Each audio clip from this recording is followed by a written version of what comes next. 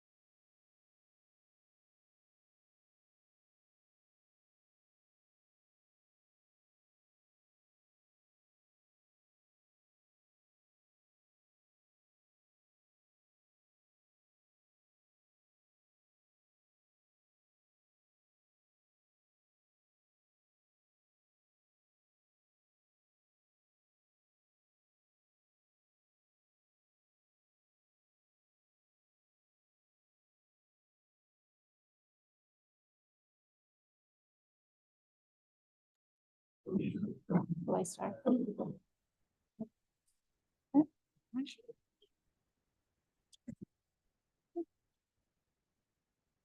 Hello everyone, and welcome to the Ulster Museum. Thanks very much for coming along today, and we are absolutely delighted at the Ulster Museum to be able to host this event by the Numismatic Society of Ireland Northern Branch. So Irish Coins in Context. I know that the Society have worked really hard behind the scenes to get a lovely interesting array of speakers together and some lovely displays as well on your way in. So there's been a variety of different activities on today, and hopefully something that has suited everybody. I'm Trina White-Hamilton, the Curator of Modern History at the Ulster Museum, and as part of my remit, I look after the numismatic collection here at the Ulster Museum. I know some of you came along with me today on that very wide sweeping tour of our numismatics collection in the galleries. So we looked at currency, tokens, medals and badges as well. So it was quite a wide remit, going from the Vikings right the way up to Troubles and beyond. But I really loved the interactivity of the tour, and I learned a lot from a lot of different people in the room today as we went along. So I'd love to develop more events like that in the future where we can work off each other. And I think events like today, it's all about knowledge exchange and sharing and learning from each other. So thank you very much for inviting me to be part of the event today. So that's it for me. I want to hand over now to Randall just to give a welcome to and an outline of today's talks. Thank you.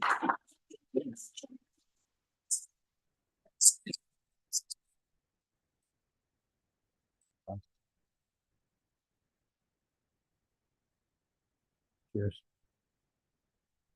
Well, good afternoon, and a warm welcome on behalf of the Numismatic Society of Ireland Northern Branch.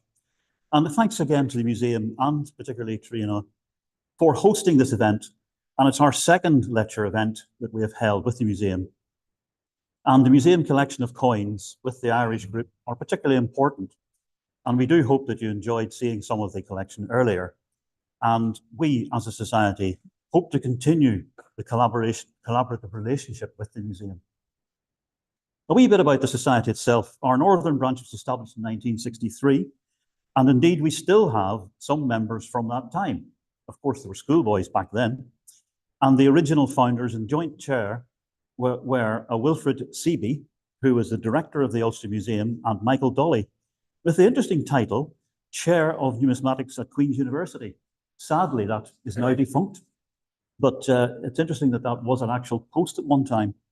Both of them made significant contributions to the study of numismatics, and indeed, the centenary of Michael Dolly's birth is being celebrated next year, 2025, by the BNS, the British Numismatic Society based in London.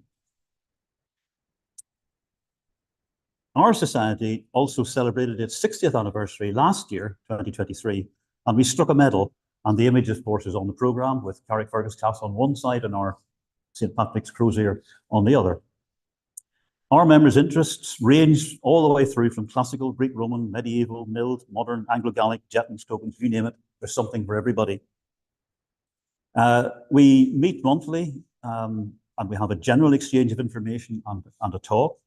And we also meet once a month at the museum itself on a Saturday morning.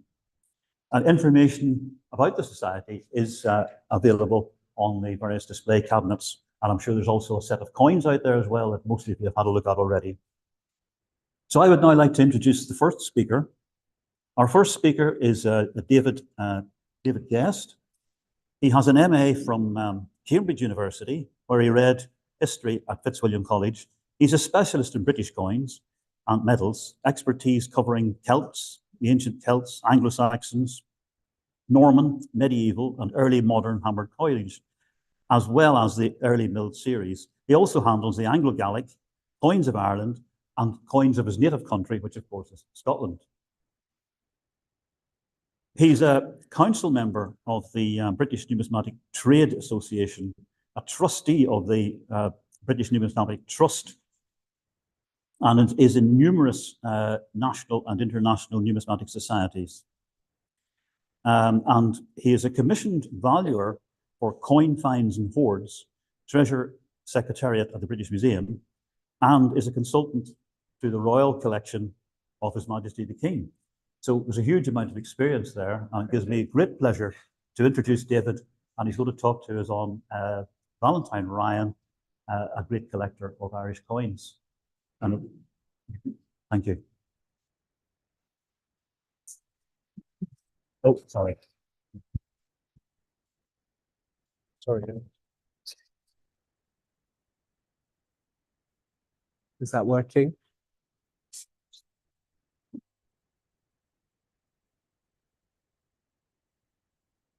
Oh, I need the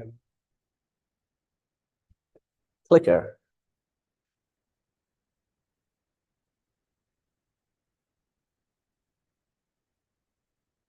Do you want me to press something, Ali, or? Here we go. Great. Thank you, Randall, for that introduction. Slight correction, we're going to be talking about a great Irish coin collector. He did have some Irish coins, but not many, as we'll see. But he really is one of the most important coin collectors of the 20th century. He formed a very, very special collection, as we're going to see. Start with an apology, though, because this lecture, I think, was initially billed as Irish treasures from the Cope coin collection. You okay? Yeah. That's what I told John I was going to talk about when he initially approached me. But that wasn't to be, but it's from the Cope collection that we start our interest in Valentine Ryan.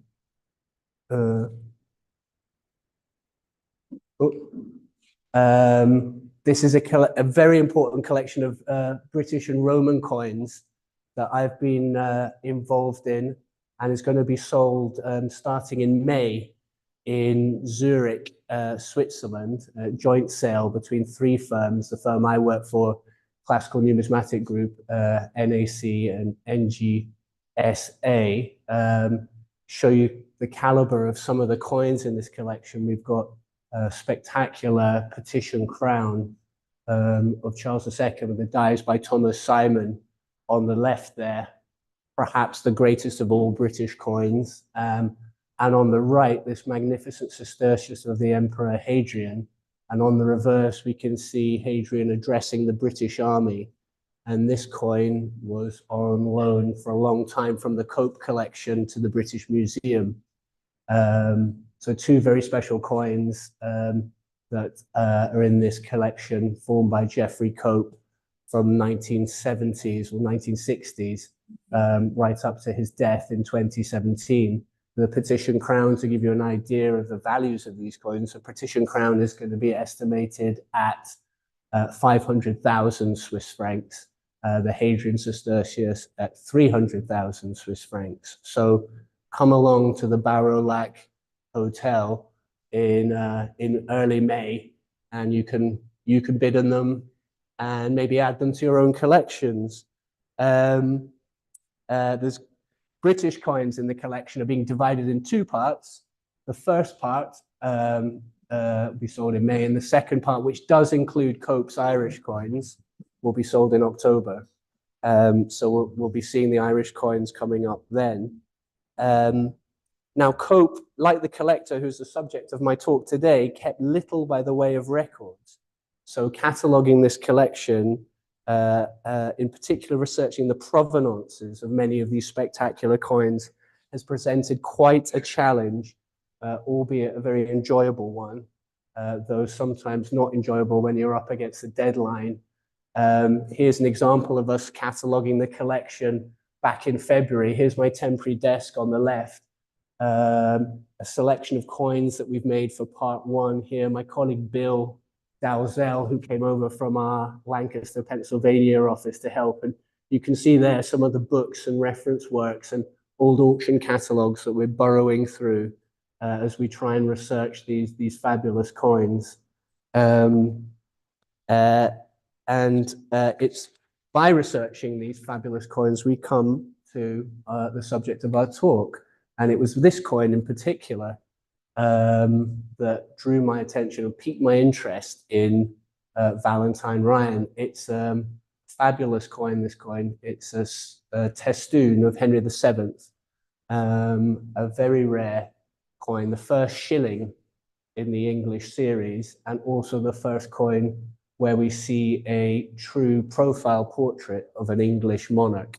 This is the Renaissance arriving in England. This coin was struck 1502, 1505. Incredibly rare, very few were struck because it proved too valuable to be accepted into general circulation. Very few numbers survive today. Now, in our research, we established that this coin came from a series of very important sales, which I've noted here. It was in Mrs. Norweb's 1987 sale, Valentine Ryan's 1952 auction, the auction of the Thomas Bliss collection in 1916, and then it goes back to the John Gluag Murdoch sale of 1903, and before then it was in Hyman Montague's sale in 1896. So for those of you who know about British numismatics, that's really a Rolls-Royce pedigree. These are some of the greatest collections that have been formed in the past 130 years. So it's a very rare coin with this fantastic provenance.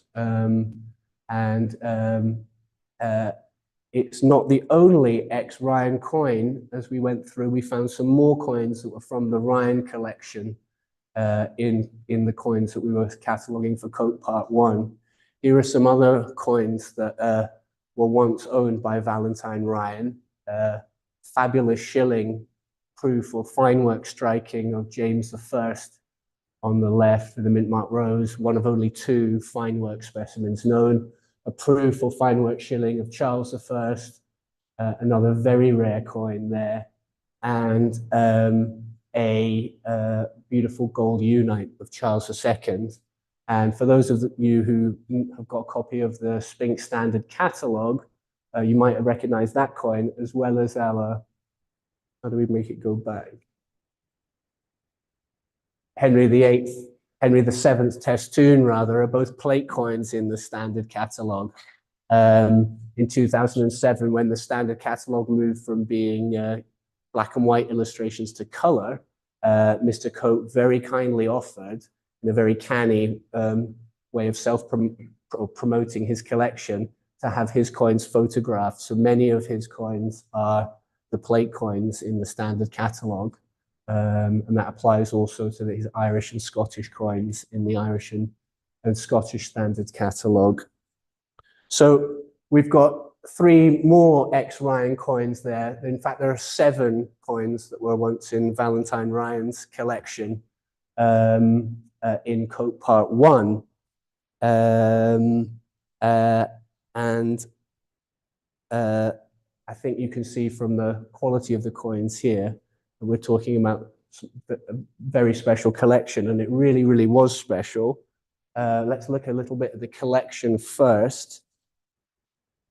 Now, the collection was sold off in 4 parts after Ryan's death. it's starting in 1950 with part 1, which was his English and Scottish gold coins. I'm showing here type 4 sovereign of Henry VII again, which in the Rhine sale in 1950, it made £220.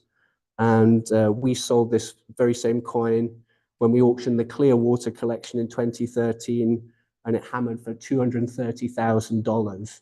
So we're talking about really valuable coins.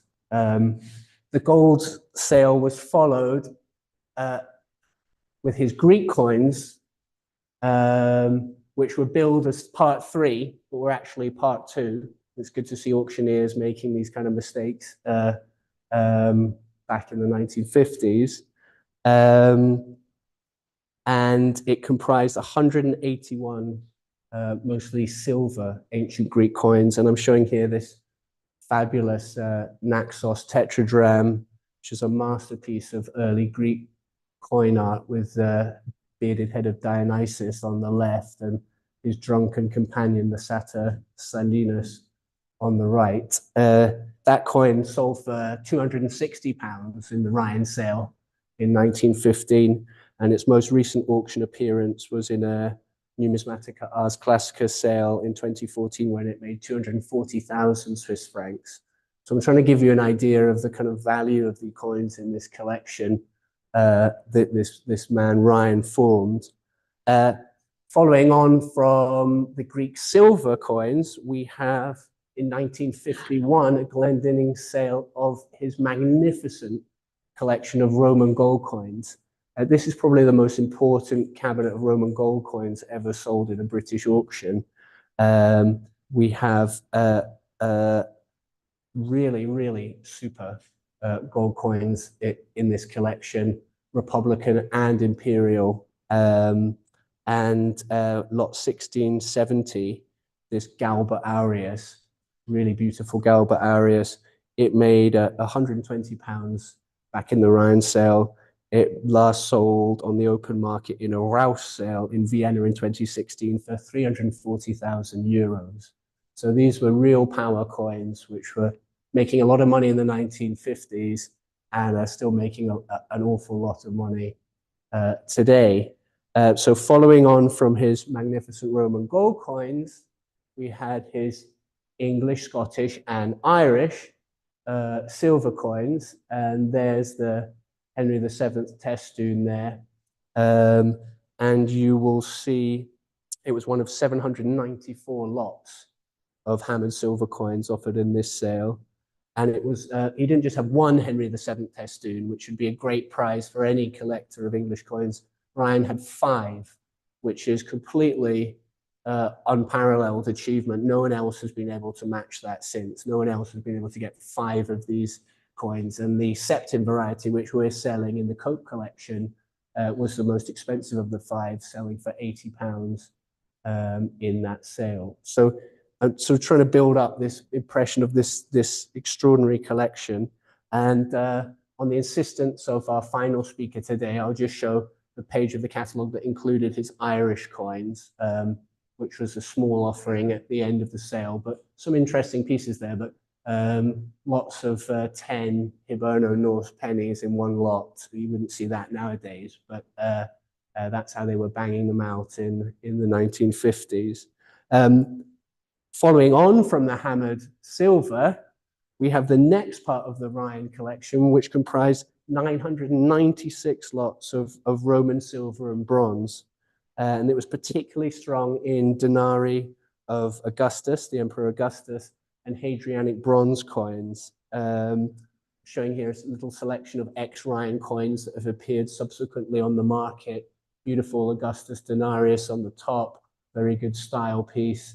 We've got this very, very rare denarius struck by Brutus, who assassinated Julius Caesar in the middle. Not his most iconic type, that's the Ides of March type with the daggers and the cap of liberty. But this is a coin struck before the Battle of Philippi. Very, very rare coin. Most recently it made 110,000 Swiss francs in a sale in Zurich in 2021. And then this interesting sestertius at the bottom of Titus, which we sold for $35,000 in our Triton sale in 2022. It's a wonderful coin commemorating the capture of Jerusalem and crushing of the Jewish revolt. And you might, I don't know if you can, have I got a pointer on here?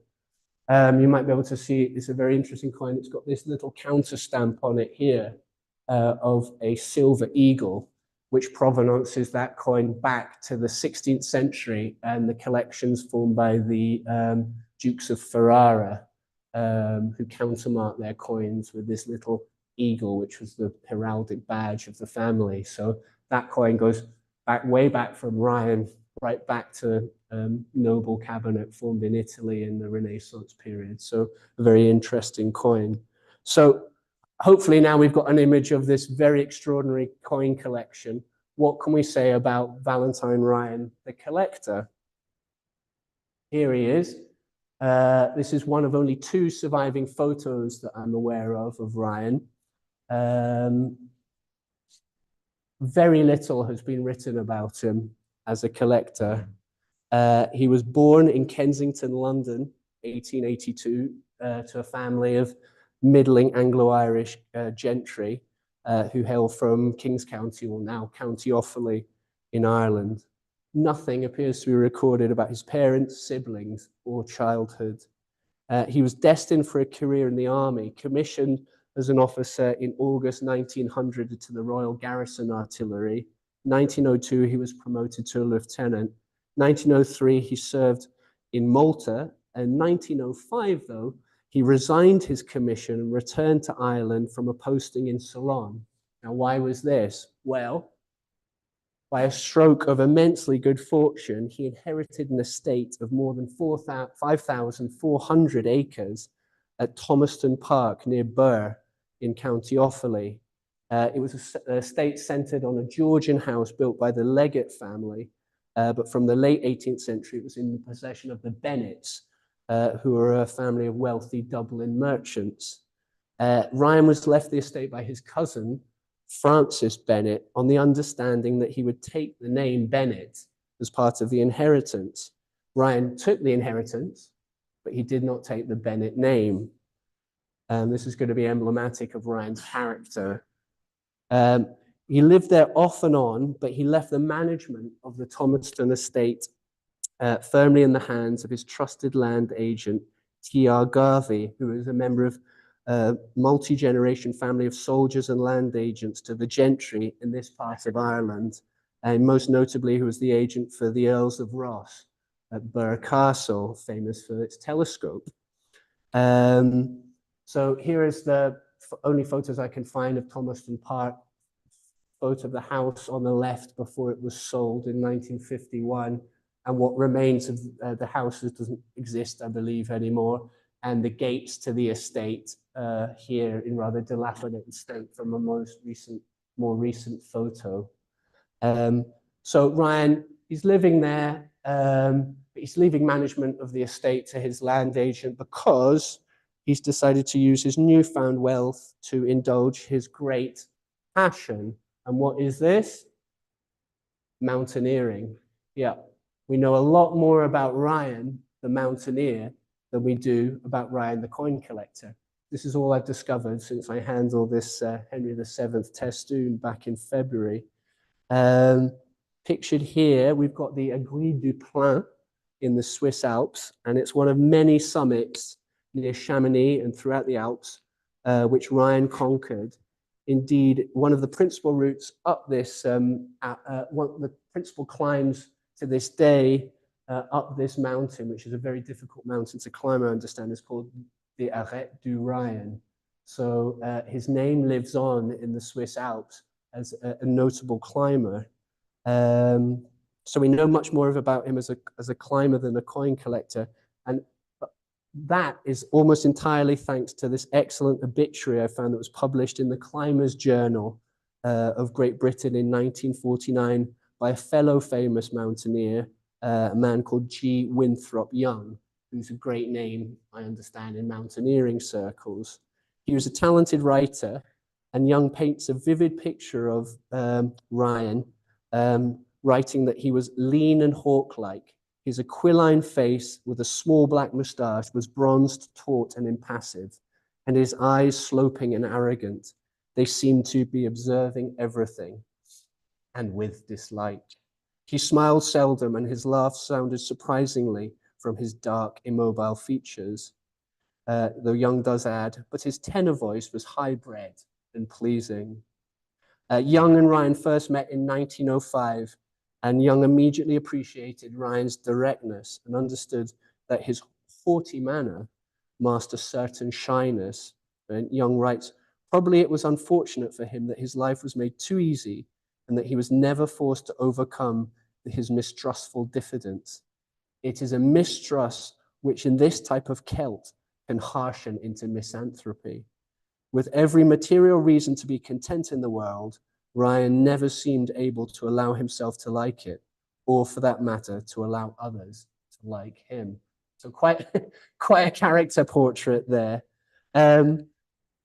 Ryan climbed always with guides, and here's the only other known photo of Ryan, pictured here with the Lochmatter brothers, who were famous mountaineering guides in the Swiss Alps between at the turn of the 20th century up to about 1914. This is a photo of their last trip together, climbing in the Alps. And I love the get-up that these Edwardians were, from this period, or early Georgians were wearing at this time for climbing. You wouldn't see many people going up to the top of the Alps in +4s today, but Ryan was doing it, and in a very aggressive new climbing style that really shocked his contemporaries, so much so that he was blackballed from the Alpine Club.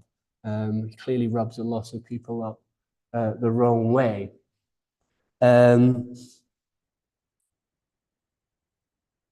His passion for mountaineering was very intense, but short-lived. But in 10 years, he did blaze this trail through the Alps. And they seem to have been powered, him and his guides, by this horrible concoction of brandy, sugar, and egg yolks, which they would drink to give them an energy boost, a bit like we might drink Red Bull today, to get up to the top of these mountains. His climbing is described as Young as fearless and original.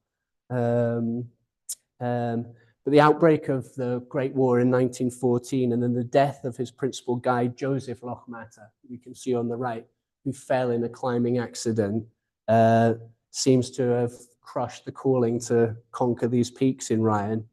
But his interest in climbing already seemed to have been waning in 1914 because he had been taken up with another great passion, and that was coin collecting.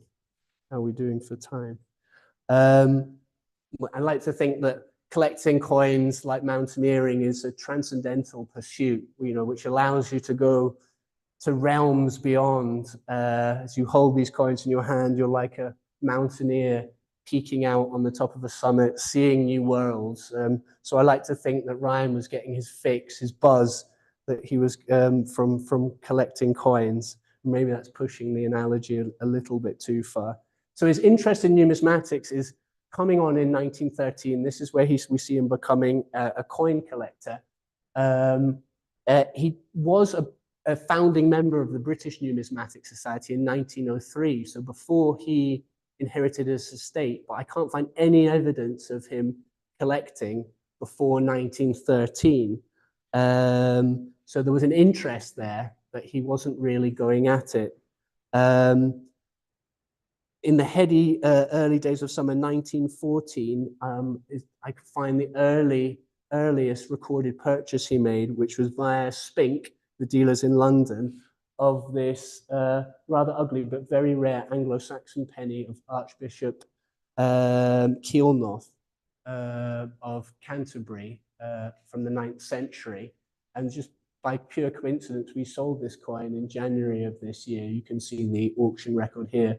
So he bought this coin in the Reynolds sale of May 1914, and this is the first recorded coin purchase I'm aware that Ryan made.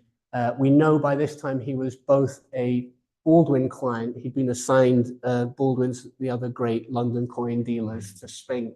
He'd been assigned a Baldwin client number of 114, and he was now Spink client 268. So this is how we can track him buying in auction on commission through these firms.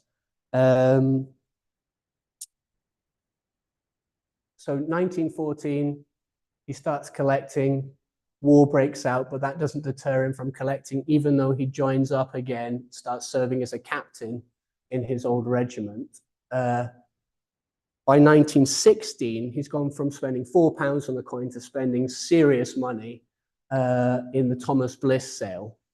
This is a mega collection, and this is where we have our Henry VII Testoon, where we started this talk. He doesn't buy that coin, but he bids £21 to buy it, and is outbid by a famous American collector, Virgil Brand, who buys it for £23. But he does get it later when Brand dies. Ryan gets hold of it in 1935.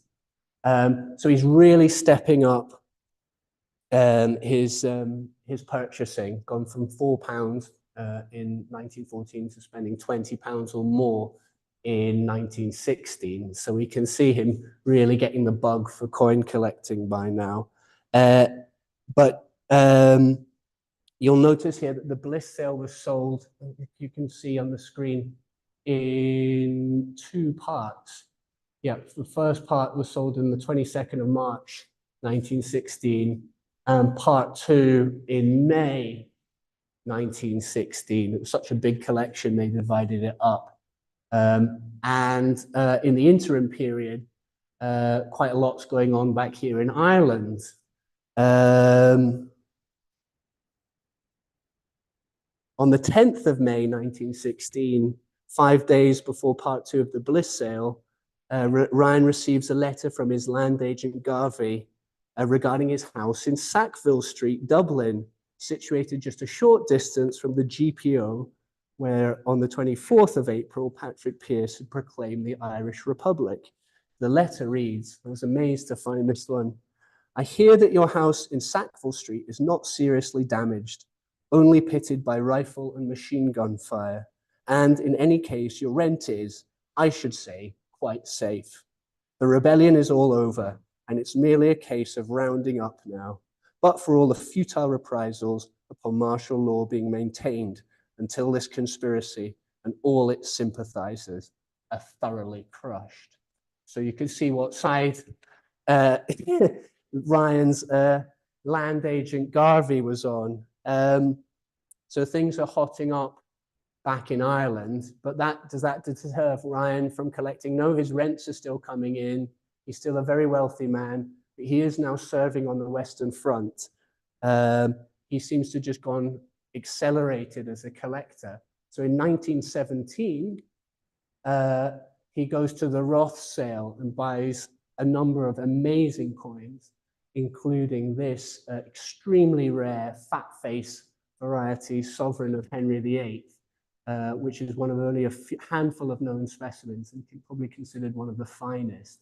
So he pays £80 for this coin in the Bernard Roth sale of 1917, beating off one of the greatest collectors, his great rival on British coins, a man called Richard Cyril Lockett, who formed a British coin collection which did excel Ryan's in quality and depth. So he buys this for £80. When it's sold in 1950 in his sale, it makes £385. And it has an interesting story after that. That coin was stolen while it was on display in Spink, I think in the 1960s, when there was a robbery of Spink's offices on King Street. And it was on loan from the Schneider family. But it reappeared at auction in 2014. And once it was certain that good title could be obtained, a client of mine paid £300,000 for it at auction. So a really valuable coin. So you could imagine the Easter Risings happened in Ireland, Bolshevik Revolution in Russia, he's serving on the Western Front, but he's going all at it, buying these very, very high value coins, just completely consumed by the passion which several of us share in this room. It's also in 1917 that Ryan receives a severe gunshot wound while serving in France to the right forearm, and he's sent to Catterick Military Hospital to recuperate. And for his old climbing partner, thought this might be another reason why he never went back to climbing. But even with a gunshot wound to the right forearm, you can still collect coins. So he goes at that. So after the war, he does return to Ireland, to his estate at Thomaston, but he leaves in 1921 because of the Troubles. And this is the time of the big house burnings that were going on across Ireland. Many of his neighbours were burnt out, and Ryan never returns to Ireland, though he was planning a visit just shortly before his death in 1947. So subsequently, he divides his time between Jersey, where he builds a house, London, and Switzerland. So he's never climbing again. In 1919, he joins the Royal Numismatic Society, which is indicative to me that he's starting to think more about ancient coins, some of the Greek and Roman coins that we saw earlier. In 1921, he serves on council of the British Numismatic Society. And the following year, he resigns his membership of the British Numismatic Society. And those of you who've served on council might perhaps understand why. It seems, in any case, his coin collecting was becoming more widespread.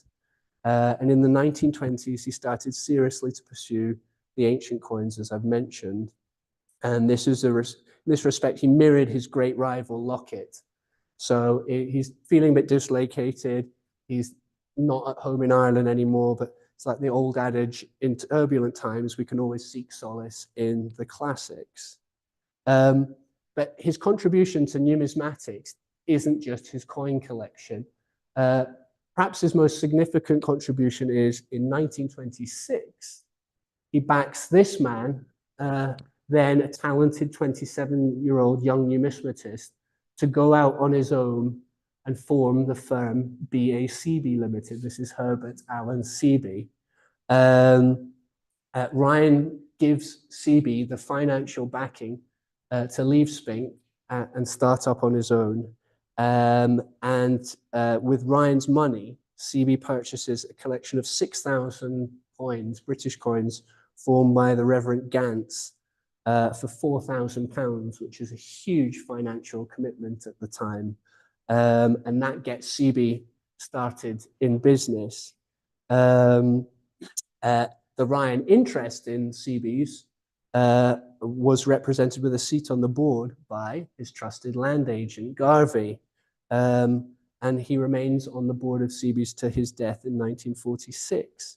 And Seaby, with Ryan's backing, just goes off like a rocket and becomes a major world coin dealer in no short time at all. 1927, he's buying at major auctions, but there was always the understanding that Ryan would get first pick of anything good that he wanted for his own collection. Seaby was incredibly industrious, and he would travel, this is before World War II, extensively in Europe and the United States. And he managed to, with Ryan's help, keep the business going in the big slump in coin prices, which followed the Wall Street crash in 1929. You had a big 8-year slump when the prices of rare coins really went down. And he helps, Ryan helps Seaby buy some other huge collections on block, like the Blake collection, XYZ collection, the Carl and Britton collection of gold formed by PWP Carl and Britton, and the silver coins of his son, Raymond Carl and Britton. So I think we're beginning to see Ryan's legacy in numismatics, and that flirts. What we have in Seaby is probably the greatest promoter of coin collecting in the English language in the 20th century, because he isn't just a dealer, he's also a publisher. He wants to bring numismatics to a wider audience, and Seaby publishes a huge number of titles, many of which will be familiar to people in this room. And CB also fosters a great roster of talent at his firm, which I think is epitomized by this photo here, where you've got some other great numismatists like Margaret Amstel, CB's son Peter CB, Lawrence Brown, Frank Purvey, and also Morris Porter, who is a medal specialist and a descendant of Garvey, the land agent. So the Ryan interest was maintained right up here until 1977. So it's this that I think is Ryan's greatest legacy. And of course, it brings us all the way here to the Ulster Museum, because it was CB's younger brother, Wilfred, who would serve as the director here, and the senior numismatist in the 60s and 70s, authoring numbers of works, including on Beggar's Badge, as we saw in our tour earlier, and the Syllogy work. So I'm just going to conclude, though, with a bit of a mystery. Ryan dies 1947. His remains are brought back to Birr to be buried. His interest is maintained his family interest is maintained in the CB business. But the great mystery is, why did CB never get to handle his coin collection? The coin collection was sold at Glendinning's, as you saw, and catalogued by Baldwin. So what was the falling out that resulted in that? And we only have very cursory obituary for him in the CB Bulletin from shortly after his death, and no mention by CB of any of Ryan's auctions subsequently. But there must have, clearly Ryan was a difficult man, and something went very wrong, because his fabulous collection was never handled by the very firm that he'd helped create. And that is my lecture on Valentine John Eustace Ryan. Thanks.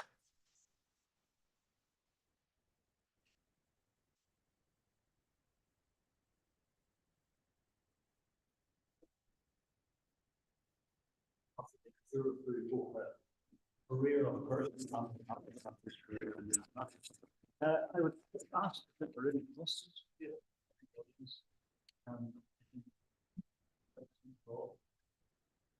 But just at Birr itself, people have back to Birr. There's obviously the huge telescope there. Is it gone by the time he inherited? He didn't inherit the Birr Castle estate. That's the thing he owns as well. No, just because I don't think there's our resident telescope experts more about the telescope. Clearly they were neighbors,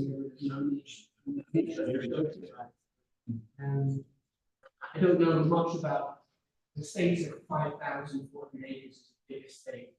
It was more friendly estate to the Earls of Ross, but clearly it was able to yield huge income. Taking out also these mountaineering trips, not be cheap. Hiring those guides. So he really was able to live the good life of his estate, even if he couldn't live there afterwards. But felt to go with He's certainly a fascinating character. yeah, I'd love to know more. I don't know. I'd like to know more about when he was really starting age coins, or did he inherit a coin collection? What wanted him to use next? His collection today is of tens and tens of millions. I think I thought of another Irishman who's formed such a valuable collection. Of ending. Any further? If I mention it, you mentioned CV. CV not here. I did a fantastic job putting the museum's collection together, but you also mentioned Caroline Britton, and the real strength of the collection here is medieval collection of Caroline Britton. Yeah.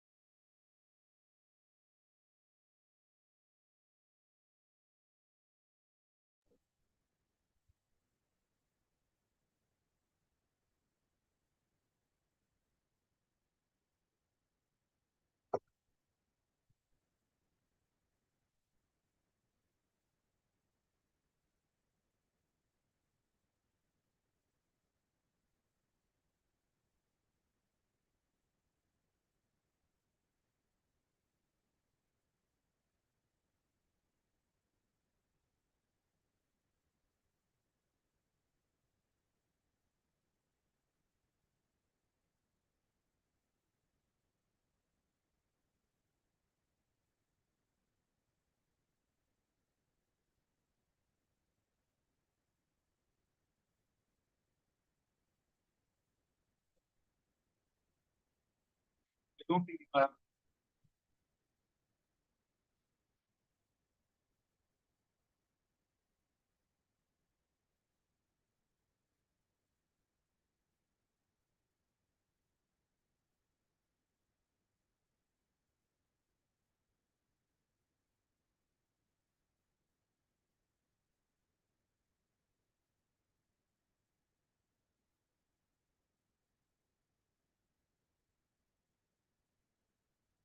one of them, that one, no.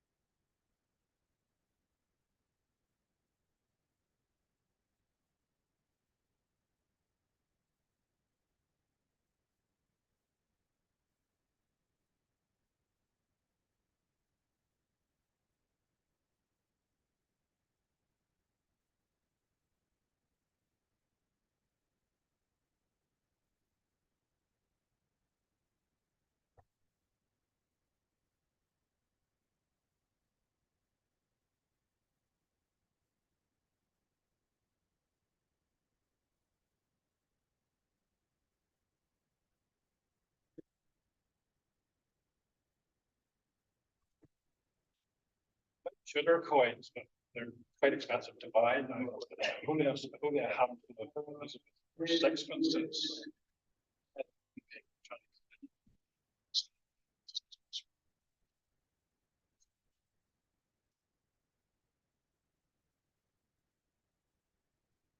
The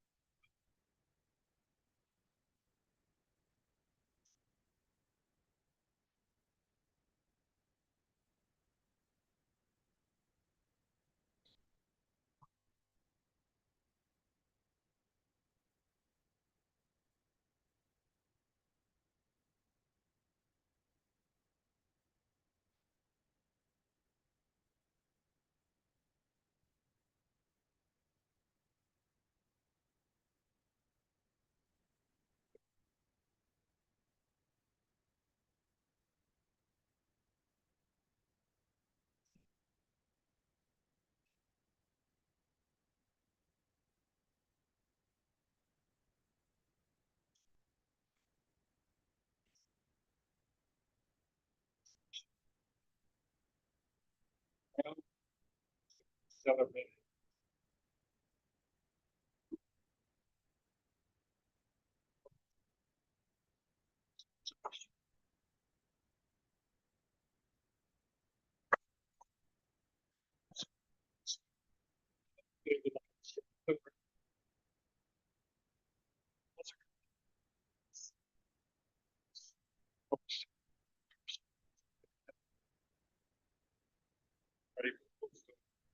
Just really.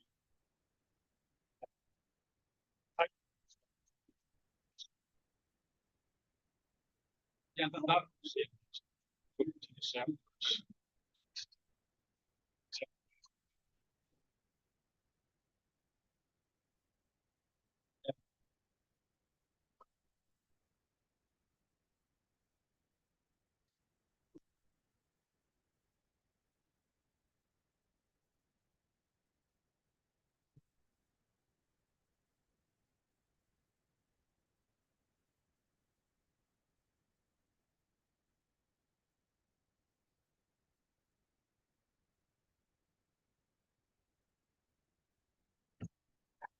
Not very out.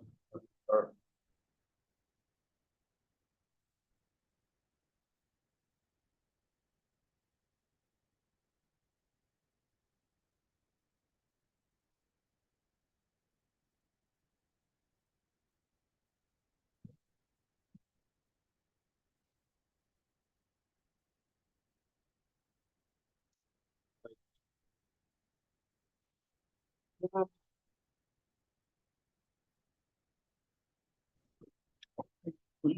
Nope.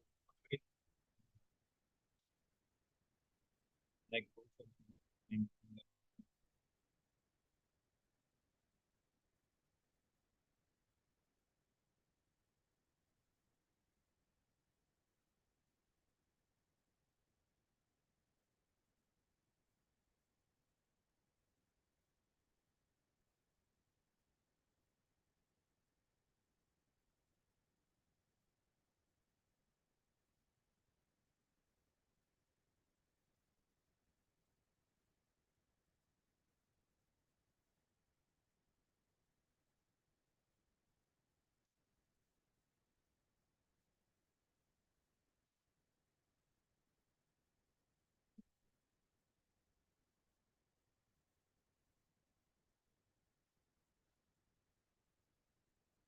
Might have to let go of Pachelbel.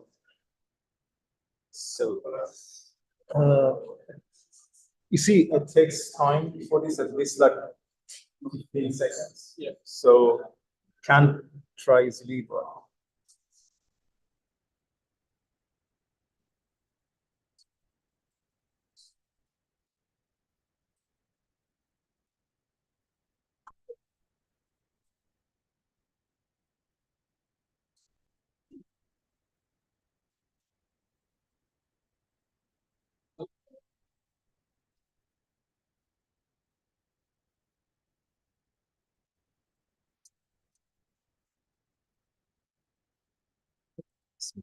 Microphone 1 testing. Microphone 2 testing.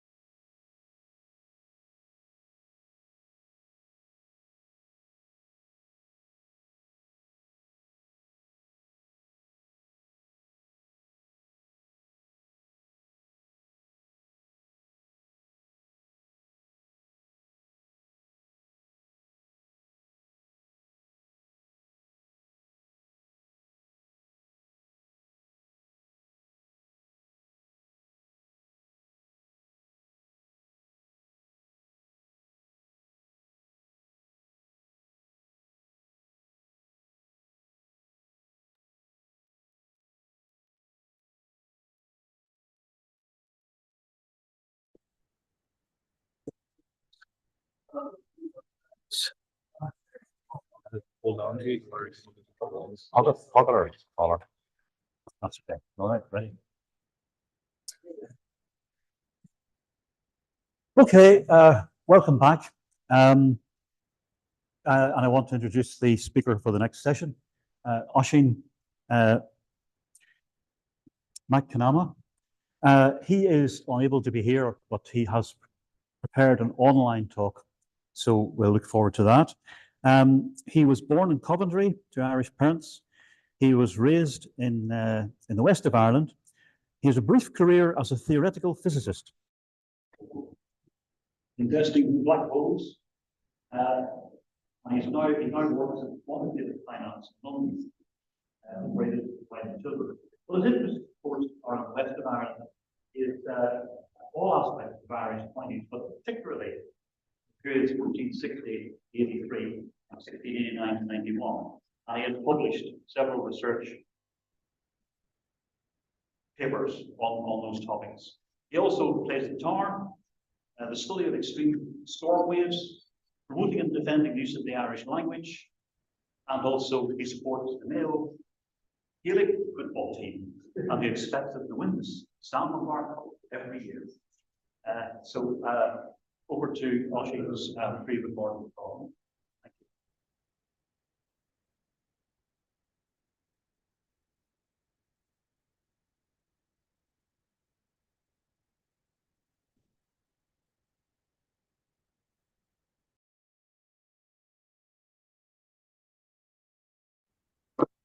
Hello, future audience. Greetings from the past. And I'm delighted to be able to talk to you today through the space-time continuum somehow about the Sons and Roses coinage of Drogheda. So this is some work I've been doing about this coinage of late. Still a work in progress in that I haven't, so as part of the corpus, I've been trying to identify as many specimens of this coinage as I can, but I haven't been into the Ulster Museum specifically to look at their collection of these yet. So this will be slightly incomplete, well, actually quite substantially incomplete, given the number of coins of the Drogheda Sons and Roses in the Ulster Museum. But already it is quite interesting, I think, at least to me. So I hope you will enjoy the talk. And let me get to it. So first of all, I'll tell you a bit about the historical background and context around the production of these coins, and also the timeline, which is quite will be relevant and significant to the story as we'll see. Okay, so the overall context in which these were produced was that the issue of the Irish coinage had been quite a political thorn between Dublin and London during the reign of Edward IV. So in particular, who controlled the coinage production, in what ways should they make it, and where should they make it? So in 1475, the Irish Parliament has enacted that all mints in this land shall cease, except only Dublin, Drogheda, and Waterford. That was primarily directed at Limerick, possibly Cork, that act. But it's relevant to the story here because this is the last relevant act of the Irish Parliament that mentioned a mint in Drogheda. So then in 1478, trim was added. So from kind of autumn, winter 1478, Dublin, Drogheda, Waterford, and Trim were the authorised mints in Ireland. Irish coins struck at this time, they were designed to look deliberately, to look very like contemporary English coinage, but they were struck to a lower weight standard. And this was done entirely deliberately to export Irish silver to England, where if they were visually indistinguishable in a time when not many people were literate, they could be passed off at a profit, essentially. So Edwards got a bit tired of this, based on negative feedback of the British public. And in 1479, he intervened personally to put an end to this practice. And in summer 1479, he defined what we now call the Sons and Roses coinage, and he restricted minting operation to Dublin. So in this decree, item, the king will also that the master of the mint work his coinage only in the castle of Dublin. Item, that all and every of the pieces to be coined bear a notable difference on either side.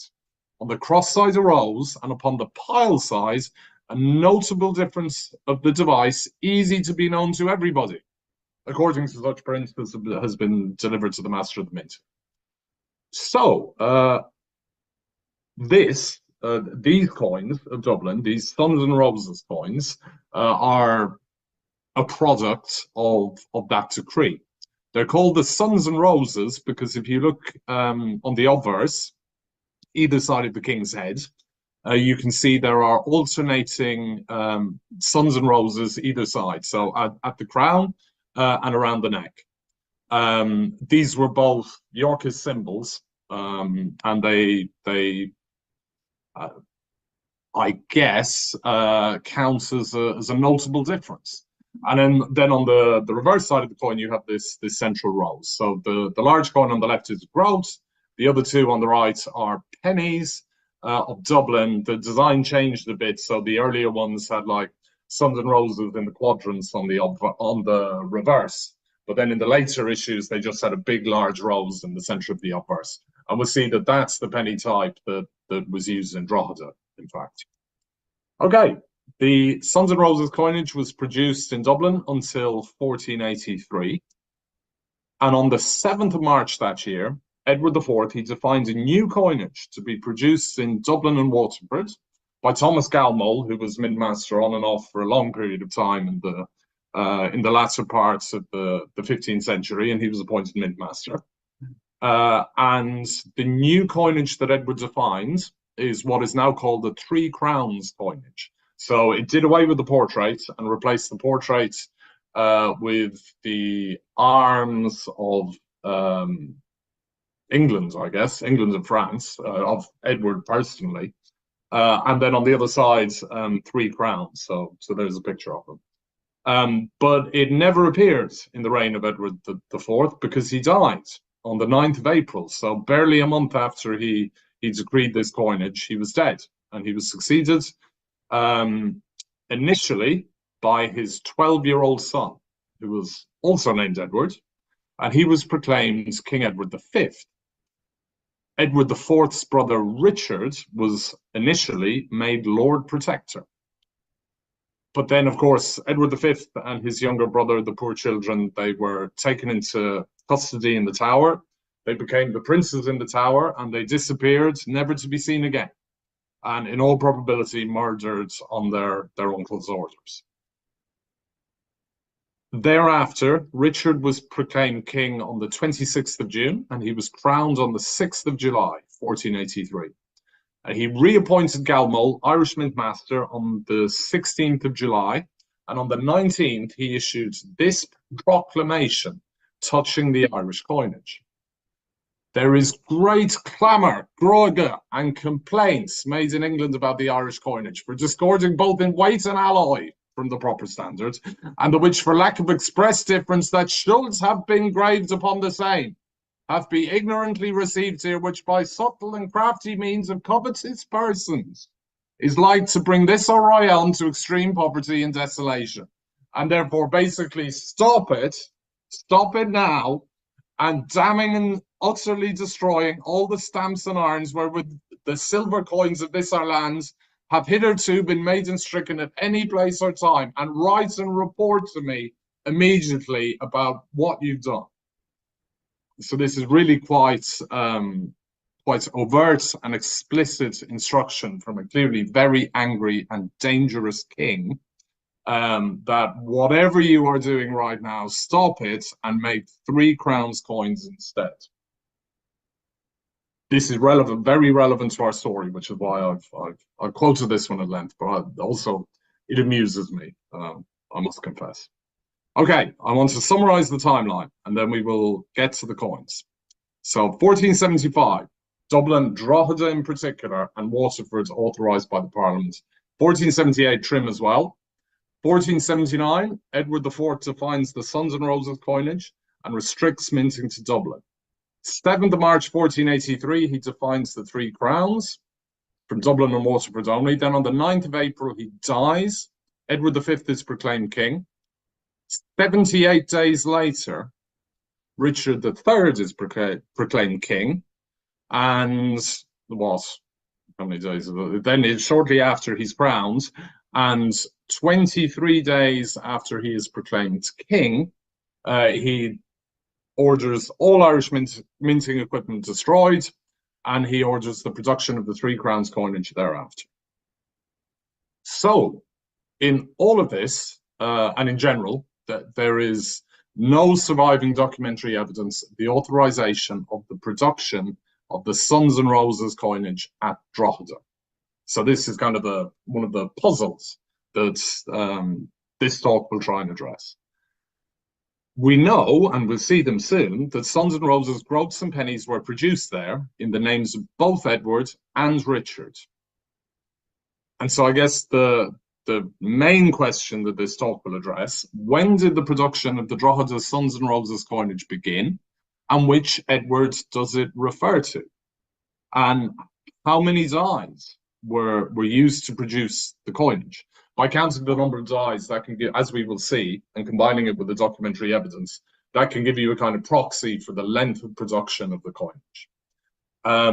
In terms of those who've written about this before, Carlyle Britton, back in the 40s, proposed that the Drogheda Sons and Roses in the name of Edward were for Edward V.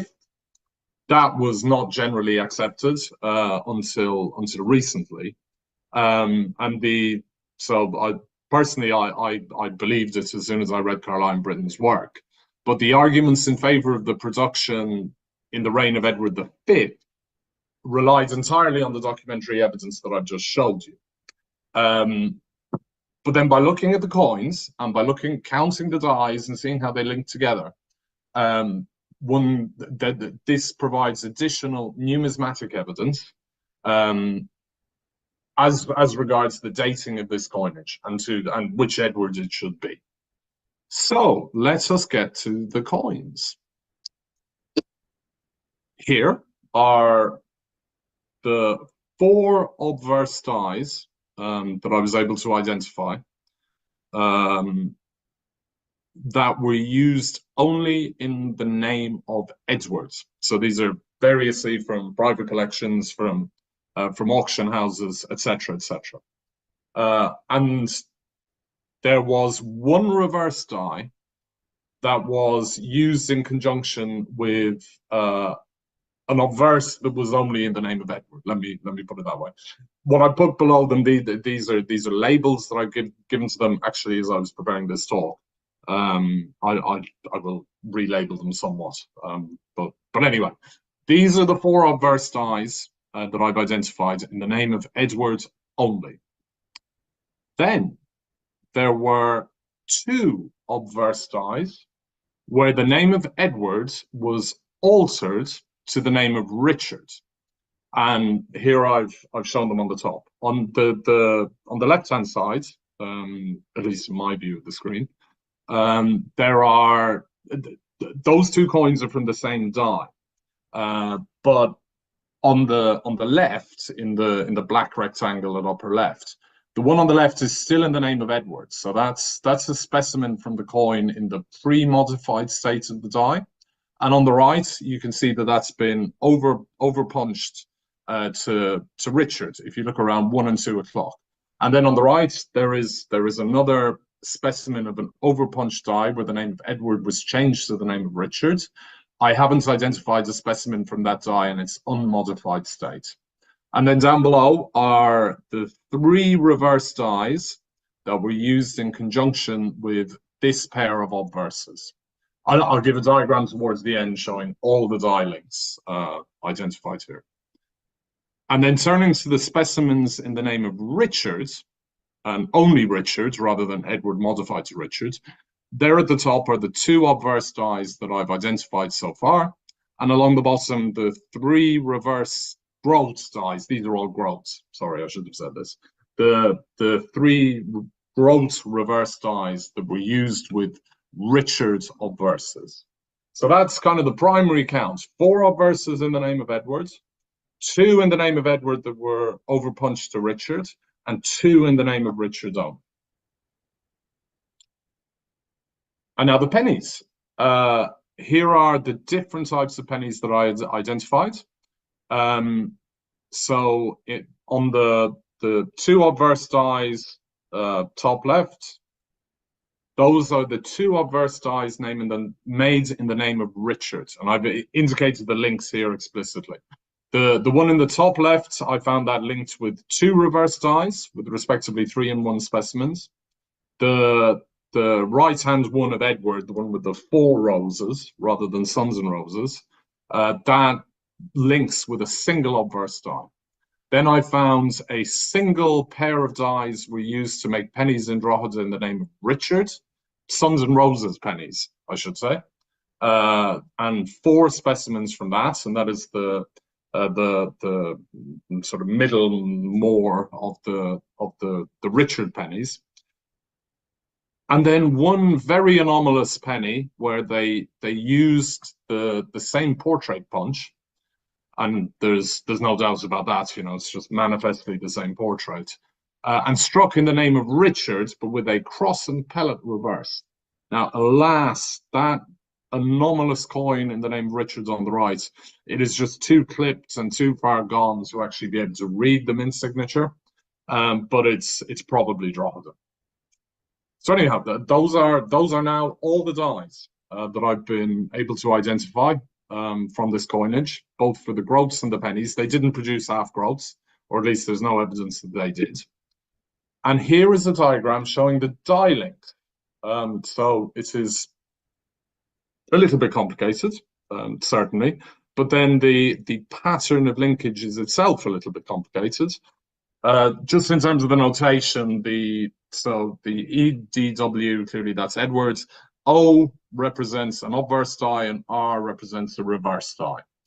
And so the several dies overlap the various boxes. So I have a box for Edwards, a box for Richards over Edwards, and then a box for Richards. You can see that 1 reverse die was used throughout the name change. So this Rick over EDWR1. This was a reverse that people started, that they started striking with when the obverses were still in the name of Edwards. But then, as you know, they broke and they used more obverses, they made new ones. But then they kept using it in conjunction with an overpunched obverse die, and then they were still using it with an obverse in the name of Richard. So the circles, I should have said this at the beginning, the circles and ovals represent the dies and the lines represent the links. And then the numbers associated to the lines represent the number of specimens that I was able to identify from that particular pair of dies. And this is for the groat, once again. So, and if you count all those numbers, you'll get a count of the total number of specimens that I've looked at. So I make that about 27 groats so far that this is based off. There are about another 10 or 15 in the Ulster Museum, partly published, but not entirely by Caroline Britton. So clearly that will have something to add to this tale. Okay, there's the link diagram. Let me move on to interpretations and conclusions. So first of all, let me kind of summarize the key facts. I don't really know why I put interpretation in there, because I think this slide is pretty much entirely factual. So there is near universal die linkage. Okay, let me hammer home that point. Okay, the only dies here that are not actually linked is that little triangular cluster down there in the name of Richard. So the Rick O2, the Rick R2, and the Rick R3. They're kind of in a little 3-die link of their own, but all the other dies here are linked. And what that implies to me is that the whole coinage was produced in a continuous time interval. The fact that there are two overpunched obverse dies implies that this interval contains Richard III's proclamation and coronation as king. And the historical record limits the period. This is why that thunderbolt of a decree from Richard III is so relevant. That limits the period of use of the dies in the name of Richard from the time that news of his accession reached Ireland to the time the news of his proclamation reached Ireland. And that's, okay, even that was shifted further on than when the events actually happened in London, in terms of a continuous time interval, that limits the periods of use of the dies in the name of Richard to not much more than 23 days. Okay, just given the tone of that, I imagine they stopped pretty quickly once they received that. Also, the pattern of die usage and linkages, to me, indicative that there were two moneyers striking with two pairs of dies concurrently to produce the coinage. Okay, there are two overpunched obverses. There are two obverses in the name of Richard. There are two penny obverses in the name of Edward. And don't have time to discuss it in detail now, but tracing through that link that I showed and thinking about how that could have come to happen, it is difficult to explain it, or at least I find it difficult to explain, unless one posits that there were two moneyers with two pairs of, with a pair of dies each, striking continuously and in conjunction with each other. One of them started later than the other, I think. Oh, well, here I've said it the other way around. Okay, so analyzing the die link like that, I think the first one used 4 obverse and 2 reverse grove dies in the name of Edward. The other started later and used 2 obverse and 1 reverse grove die in the name of Edward. And then each of them overpunched one of these obverses to the name of Richard. And then between them, they used at least 2 obverse and 3 reverse penny dies in the name of Edward. Okay, there I talk about the overpunching. And at least 2 obverse and 4 over reverse grove dies and 2 pairs of penny dies in the name of Richard. So I think it was two moneyers operating, and I think that they struck up immediately after news of Edward IV's death reached Ireland. So remember, Drogheda was forbidden only on the personal command of Edward IV. So then when he died, I imagine they went back to the last bill of the Irish Parliament that was relevant, and Drogheda was an authorised mint according to the Irish Parliament. And I think the production of this coinage was enabled explicitly and totally dependent on the accession of Edward V. So, you know, these, in my view, the coins in the name of Edward are integrally coins of Edward V. They would not have existed had not Edward V taken the throne as a child, which is in significant contrast to what happens in the English coinage. There's still debate and discussion. Are there truly any English coins of Edward V, or were they just reusing dies of Edward IV? But the Drogheda coinage of Edward V, I think, owes its existence to the fact that Edward IV died. And like I've said, I think the first one and then 2 moneyers struck in the name of Edward in the months of May and June 1483. And then they modified their dies when they got the news of Richard's accession, and they continued to strike in the name of Richard until his proclamation shut them down. If you look at so you could say there are kind of, you know, 4 obverse grove dies of Edward, 2 obverse grove dies of Richard, and then there are 2 overpunched. So that's kind of 5 for Edward and 3 for Richard.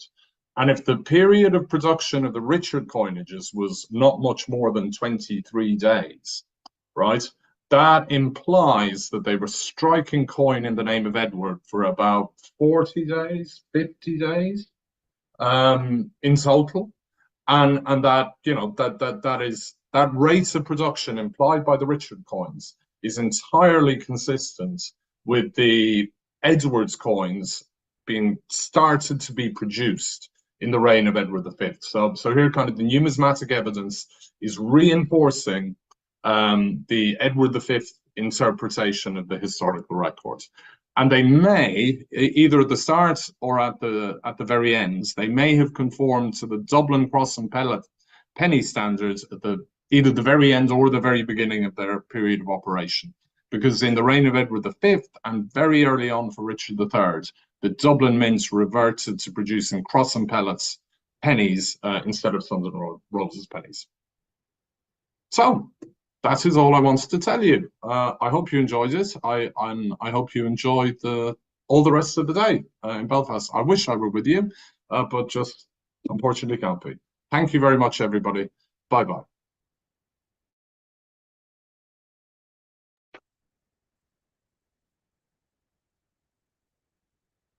I do think that was a fascinating glimpse as to how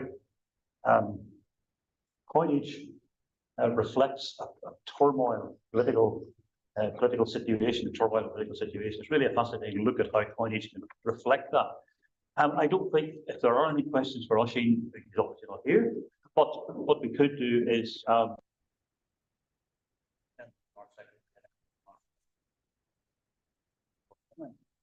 Ali, is there anything you want to add to that at this stage? Don't see any questions from the audience, so thanks very much to Oisin and yourself. I'd like to introduce the next speaker. It's Nicholas Wright. He was born in Australia but made his home in Northern Ireland. He's now one of us. So he graduated with a BA in classical archaeology from the University of Sydney and then went to Macquarie University for his PhD, where his research used Hellenistic Syria as a lens to explore the interplay between religion, power, and ethnicity. And we do know from the talks that it was given to us that his particular interest is the Seleucid period and the coinage of that era. He's been a member of the Numismatic Society in our branch since 2014. He has written several books and numerous articles on numismatic topics, and his principal interest, as I said before, remain that Seleucid theory. Over to Nick for the talk on money talks. Great.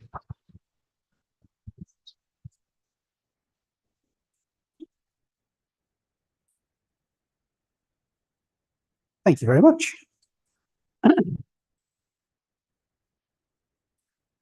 So, as Randall's just suggested, this is not really my principal area of interest, so I'm afraid I'm reading this paper today as we go through. The sound's working all right, Ali? Okay. So, coinage can be used for many things.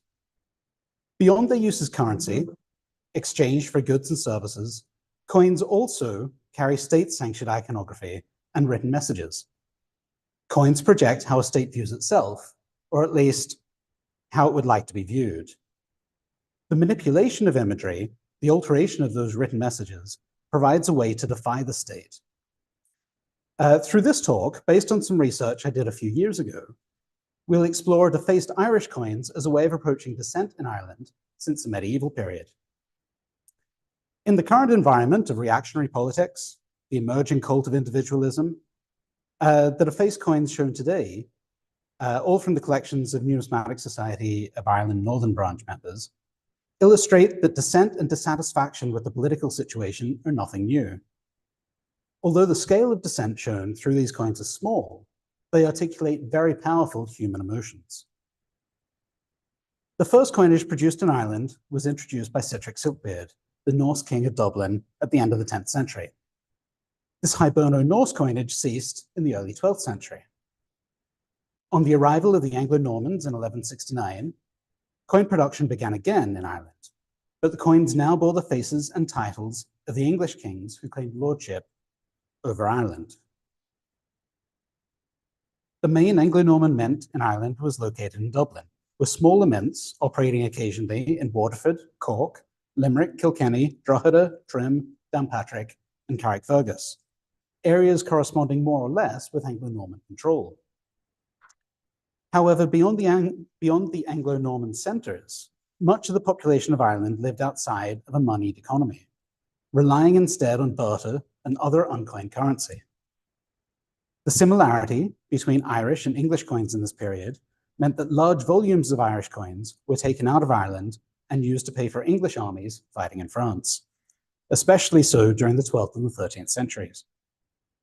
In the same way, Irish coin hoards from the medieval period make it clear that coins minted in England were used alongside legitimate Irish coins, as well as contemporary forgeries.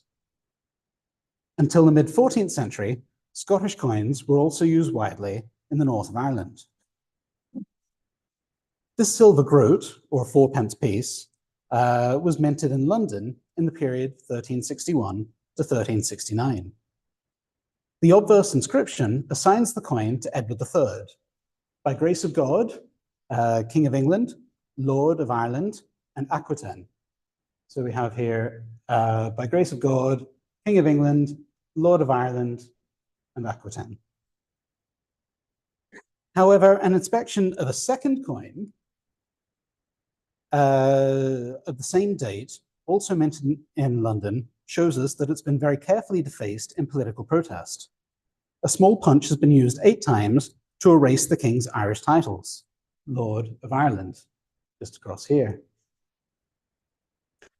In effect, someone was making the statement to say, you may rule England and Aquitaine, but you're no Lord of Ireland. The defacement is unambiguous and, given when the coin was produced, quite reactionary. Despite dominating large parts of Ireland, the English kings struggled to control their new domain. Having been granted lands in Ireland, many Anglo-Normans adopted the customs, manners, language, and laws of the native Irish.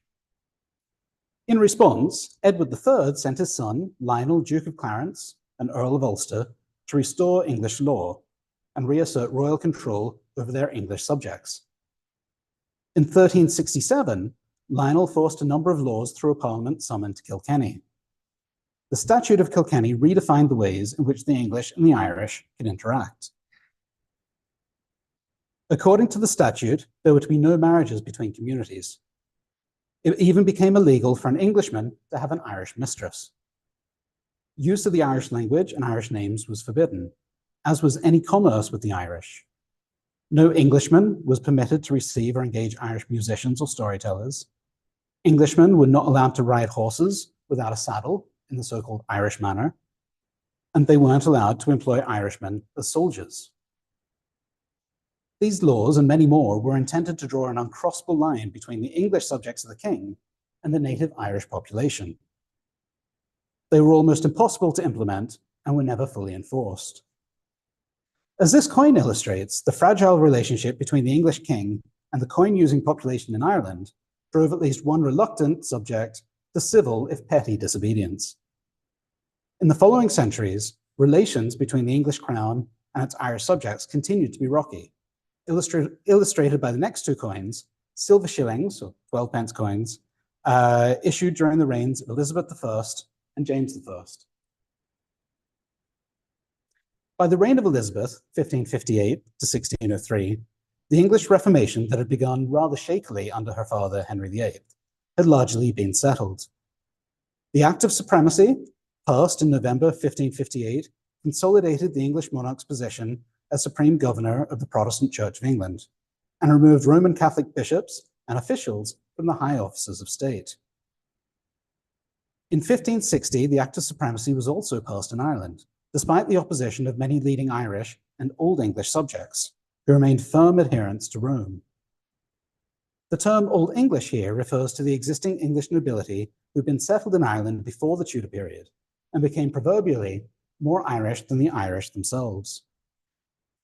Elizabeth's reign in Ireland was alive with discord and bitter feuding. At some point, in or after 1561, a dissatisfied coin user took a sharp implement to one of Elizabeth's newly struck Irish coins.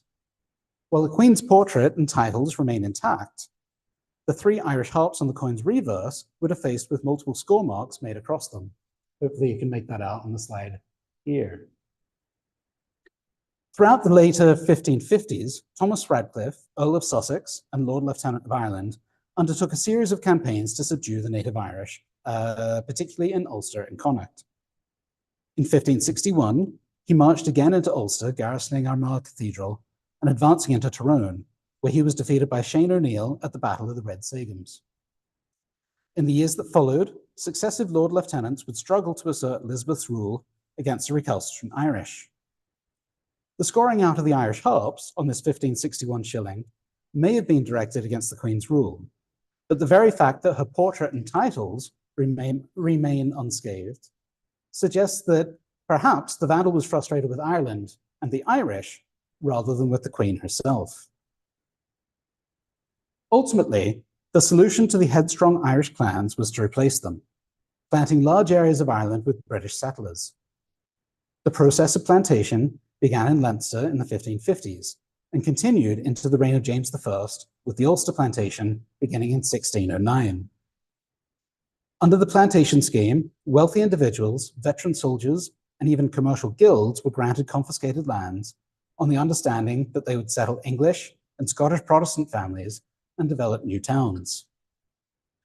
Within the framework of plantation, the enforced cultural and social divisions between planter and native Irish returned. This is the context of a defaced Irish shilling of James I, struck in the period 1604 to 1607. This, of course, then circulating throughout this period of plantation.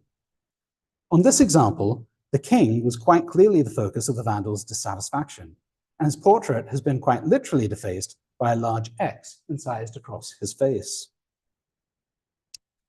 The next defaced coin, however, produced 2.5 centuries later, provides our most carefully produced act of defiance. Originally, the defaced coin that I'm about to show you would have appeared like this example on screen, struck as a silver threepence of Queen Victoria in 1885. The coin in question should depict, as this one does at the moment, Victoria's head on the obverse, with the Latin inscription calling her by grace of God, Queen of Britain, and Defender of the Faith. However, on this defaced version, the royal head on the obverse has been erased, ground flat to provide a blank silver canvas. The upper half of the blank coin has been carefully inscribed with 2 complete prayers, the Hail Mary and the Our Father, followed by the year 1887 and a cluster of initials, HA, RA, and OS. The lower half of the coin was then skillfully engraved with floral patterns. So just here is where we have our date, 1887, and our cluster of initials at the end of the 2 prayers. The Irish provenance of the coin's defacement is less overt than with the other examples that we've seen so far. However, what we can say is that it was in a Belfast-based collection last century. What can't be denied, however, is the overtly Roman Catholic content of the engraving. The Hail Mary, of course, is not a feature of the Protestant canon, and the Our Father omits the final lines, "For thine is the kingdom, the power, and the glory forever and ever," which is included in the Protestant version of the prayer, but left off the Catholic version during a Mass. The decoration of the piece was beautifully executed, and the artist was clearly an experienced engraver. The coin, once smoothed and reworked, may well have served primarily as a religious token. However, the act of defacement, removing the portrait of Victoria, who was both Queen and head of the Anglican Church, was at the same time illegal and defiant. The events in Ireland leading up to 1887, the date of the engraving, continue the story of political turmoil and social upheaval that we've seen previously. From 1685, the Church of Ireland's dominance over political and civil life had been enforced through a series of so-called penal laws enacted through the Dublin Parliament. The legislation restricted many aspects of daily life for Roman Catholics and dissenting Protestants.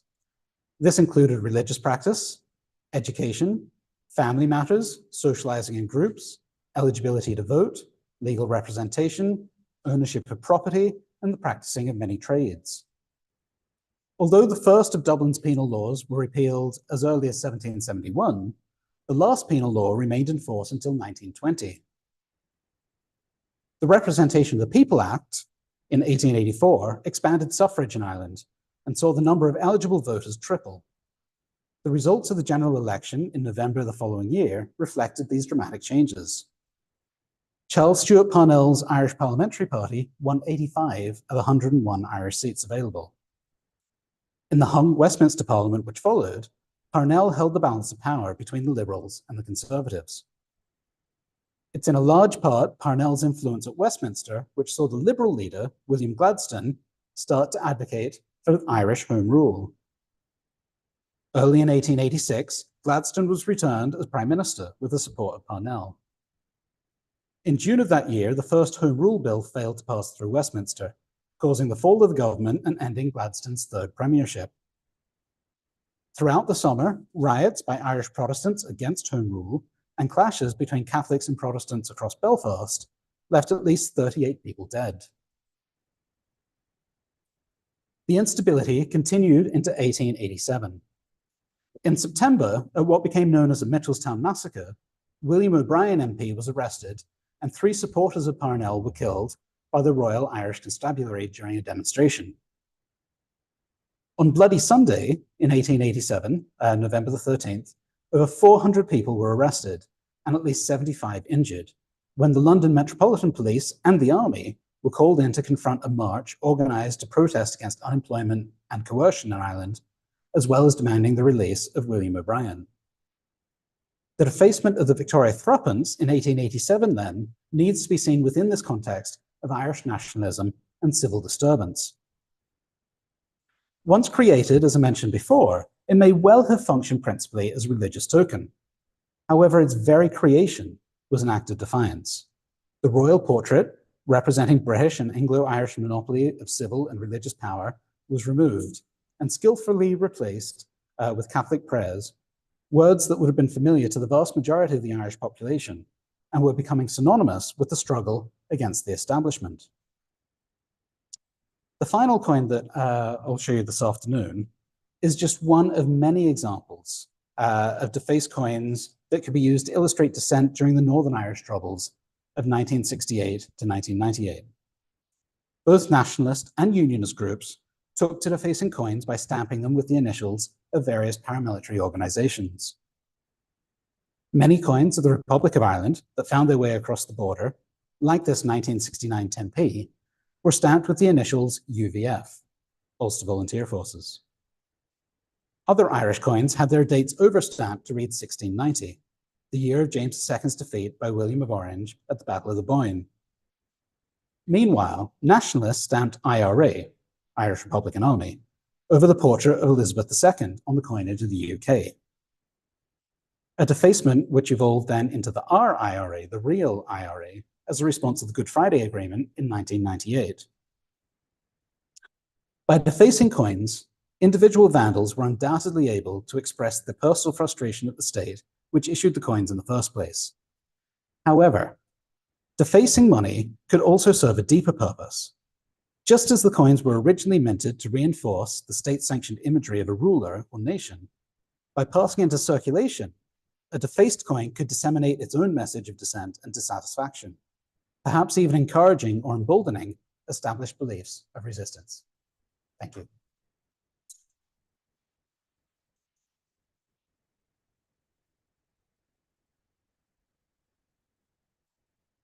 Well, once again, an interesting talk because it was taking us through the use of the coin. We might have studied in our own time with the last coin, but this was going on for centuries beforehand. So the use of coinage, using or political message, certainly not new. And thank you for that talk. Again, are there any questions from the floor?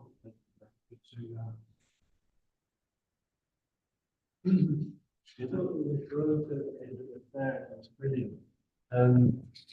Is that the only specimen you know of with that defacement, or are you aware of other coins of Edward III or from that period where the Irish title's been removed? I will preface this with, this is not my area of speciality. Or maybe does anyone out here it's know? the only example that I am aware of, but that doesn't mean, it's not a comprehensive look. Yeah. So if anybody else in the audience Are there other coins of Edward III or 13th, 14th century coins where the Irish title's been removed?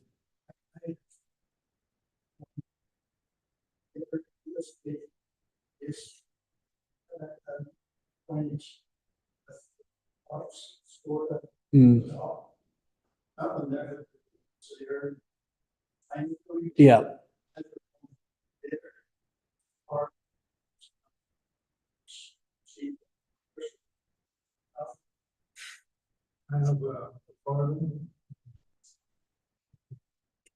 It's Edward.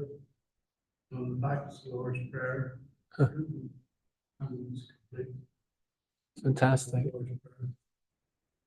Which Edward? Which Edward?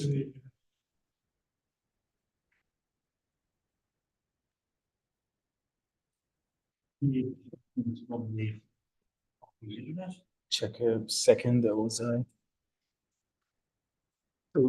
this was a general question. It's about metal detection. Alan McDonald is about asking whether metal detection has been useful in Ireland, the UK, to help create a better picture of the coinage, and if so, what has it contributed to, and should it give grounds for a rethink on the current laws? Any thoughts? Controversial subject, obviously. In England, and I think it's in Scotland. Is it in Scotland as well? Yeah, yeah.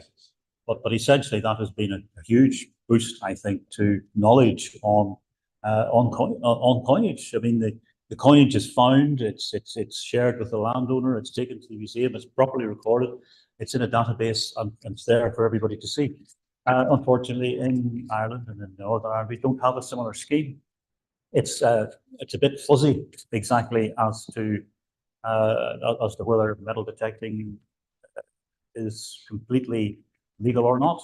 But if a metal detector does find something, they should be sharing it with the landowner. They get the landowner permission, and they should be taking it to the museum. And at least when you get to the museum, then there's a possibility of it being obviously looked at. But we don't have a PAS scheme here, which I think is a bit pity. That's archaeology treasure process here, that it is extremely useful if these finds are reported, even if they're treasure or not. We do still kind of make a record of them in the museum, just so we have an idea of what's going on out there as well, and some of our curators then maybe be able to inform what the process is here, because it is different to the rest of the UK. And we are kind of lobbying to get a fines liaison officer for Northern Ireland, because it's hugely valuable to be able to share that information with the public. And at the moment, our archaeology curators are doing that job on top of their own job. So, you know, I mentioned when I was giving the tour that we're going to have a treasure display up in the galleries, a temporary one, and part of that is informing or kind of educating the public about what the process is here in Northern Ireland, and hopefully that will make it a wee bit clearer for metal detectorists as well.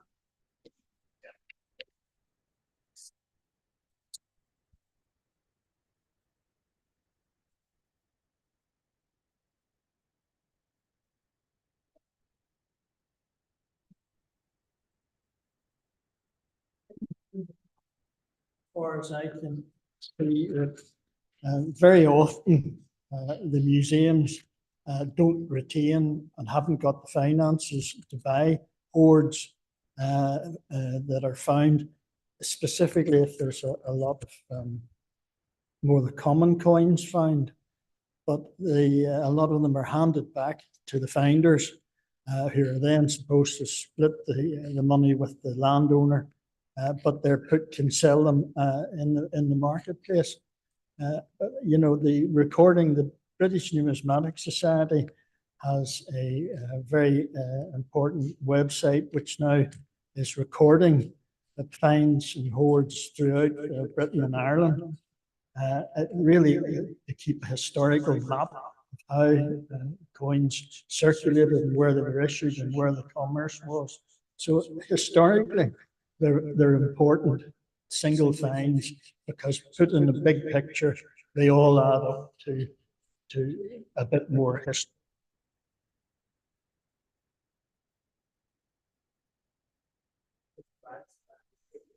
too restrictive or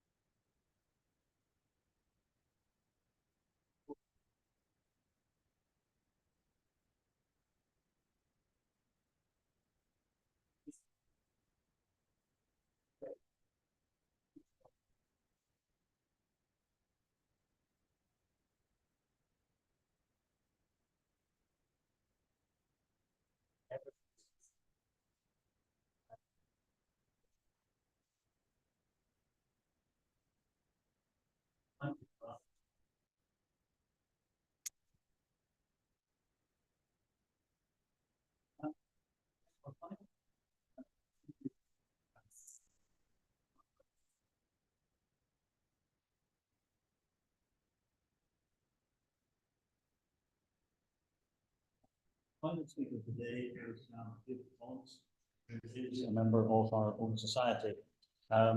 He graduated in social sciences from the University of Ulster in 1974, and since retiring, he has developed a keen interest in the hammered coins of Ireland, ranging from Hiberno Norse through to the reign of Henry VIII. And I think we all know that David is certainly a keen collector of this series. He has written a book, critically acclaimed, on the Star of Bethlehem. He has also written quite a few articles for magazines and blogs and on Irish numismatics and indeed on amateur astronomy, which is another of his interests. So welcome to David, please.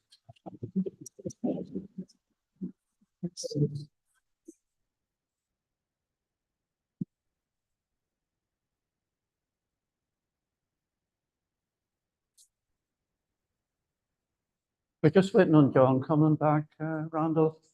Just waiting on John coming back. John, Rainey. Said it. Hold on a second. How are we for time? What is it? Oh, 45 minutes. I'll just start anyway, sure. Yeah, okay.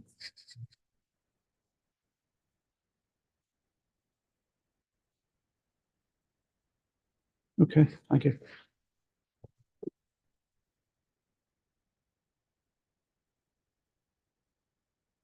Yes, it's entitled The Irish Coins of Mary Tudor, but it also incorporates Philip and Mary as well.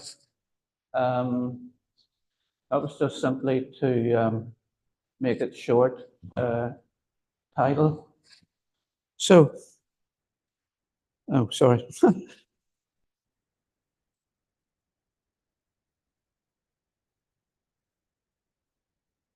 Yeah, well, we all know who this is. This is Donald Trump of the 1520s and 1530s, and most of the 1540s. Henry VIII was the father of Mary Tudor. So I'm just going back a few years by way of the sort of background. Oh, sorry, right, it's this way. And this is her mother, Catherine of Aragon, around the year 1520, by an unknown artist. And this is Henry, later on in life. And this is not a wind-up, that's what he actually looked like. That is a genuine portrait, accepted by King Henry himself, around the year 1546, so he only had about a year to live at that stage. Henry was famous in Ireland for producing the harp brooch, as we saw earlier on the tour of the museum. Later on, close to the end of his life, the first Irish coins, in fact, the first Irish or English coins to have a year in Arabic numerals shown on the coin were minted. The first year, it's actually the regnal year of Henry, it's not the calendar year. The first ones were dated 37, which equated to 1545. The following year, of course, is regnal year 38, and there we can see 38. In fact, there's one on display down there, not as good as this one, of course. This is one of John Rainey's, I think. Let's go on. So Henry died in January 1547 at the age of 55, and for a short period after his death, the heart groats continued under the moneyer William Sharrington, but this time the regnal year of 38 was omitted. His son was crowned as Edward VI on 20th of February of that year at the age of 9. He was the only surviving son of Henry, his mother being Jane Seymour, that was his third wife, who had been, Henry's third wife, and he was the first monarch to be brought up as a Protestant. And here's a portrait of Edward VI shortly before he became king. We reckon that's about 1546. He's probably around 8 then. So all of the coins issued under Henry VIII had been minted within the Tower of London. There wasn't any coins minted in Ireland under Henry VIII because he believed in a principle of centralisation. In other words, total control over what's going on. And of course, he had his court in London. Now, there was one exception to the Tower of London being the mint. Some of the late all of the late issues are produced in Bristol. Those are the ones that had the regnal year 37 and 38. Edward now reintroduced a local Dublin mint, which produced coins showing the portrait of his late father, and these are known as the posthumous issues. They didn't have Edward's own portrait until later on. The reasoning behind this new issue was that Edward's ministers hoped that they would be able, at some later stage, to portray the new king's name and image on a future coinage, which would be of a higher silver standard, because he didn't want to be identified with a very debased coinage. Consequently, it was considered better to place the old king's head on a very debased coinage in anticipation of better times to come, when the coins could include a higher level of silver. Although these had a slightly higher silver content than the late harp issues, and were only issued between 1548 and 1551, they did not last long in circulation and were soon to be thrown into the melting pot. And this is one of the issues. 3 broad categories of these posthumous issues that show Henry's portrait. 2 are Tower of London dies, but the most interesting ones are the local dies, which are made in Dublin. And this is one of a lovely example of a local die bust. So this is called the posthumous old head coinage. It's a debased silver groat of 6pence, because later on Henry's reign, the 4-penny groats were called up to 6pence, simply a form of reducing the what's the term? Devaluation, basically. It's devaluation. So it was double whammy. We not only had debased coinage, but we also had devaluation from 4pence to 6pence in respect of the groats. So that's minted in Dublin. So it's a facing bust of local style. And I always thought he looked a bit like a cat in that portrait. Cat-like features. Later in England, base shillings with only 25% silver content were subsequently issued, showing the profile image of Edward VI. So we now have his own image coming through a bit later on. These shillings were abandoned in England in 1551, simply because they were of such poor quality. But they were then minted in Dublin in the following year, 1552, with the only difference in appearing being the actual year being displayed in Latin AMD L11, 1552, and also the harp was shown as a mint mark, very small, tiny little harp at the start of the legend. These were the first Irish coins to be dated by the Christian era, but also the last to be struck in Ireland for nearly a century. Not until the 1640s, during the Civil War period. This is because Mary, on her succession, was to close the Dublin Mint down, re-establishing her father's policy of centralisation, with the Tower of London again being solely responsible for the mintage of Irish currency. So this is an Irish shilling, although it's using English dies. It's very similar to the earlier English shillings produced up to 1551. As I said, the only difference is we have a year up here in Latin. It's 1552, and also we have a tiny little harp mint mark on both the obverse and on the reverse. It is a very significant coin. It's actually quite a rare coin. There's not many of these about. Very difficult to get one in good condition. And this one does actually suffer from verdigris here, the copper showing through there and also here. So in January 1553, Edward developed fever and cough with breathing difficulties, believed it to be TB, and he eventually died on the 6th of July at the age of 15. He had left written instructions that he should be succeeded by his cousin, Lady Jane Grey, as she was a Protestant, in preference to his Catholic sister Mary.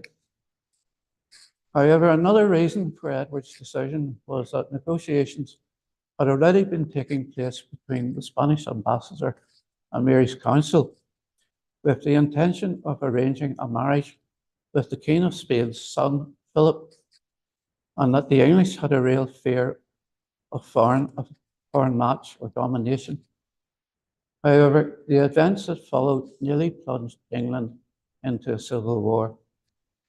Eventually, after 13 days of uncertainty, it was his sister Mary, who at the age of 37 became widely accepted as the new queen. And this is an image of Mary when she was younger, roughly about 10 years old. That's a small watercolor. And this is another one of Mary when she was a teenager, painted around the year 1530. However, we're not certain about this one. It could also possibly be an earlier portrait of her mother, Catherine of Aragon, by the same artist around the 1500s, where nobody's quite sure about this one. And then this is Mary growing up in 1554.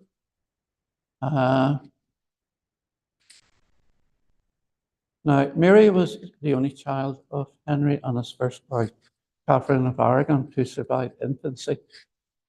She was a devout Catholic, and she was to reverse many of the anti-Catholic measures imposed by her half-brother.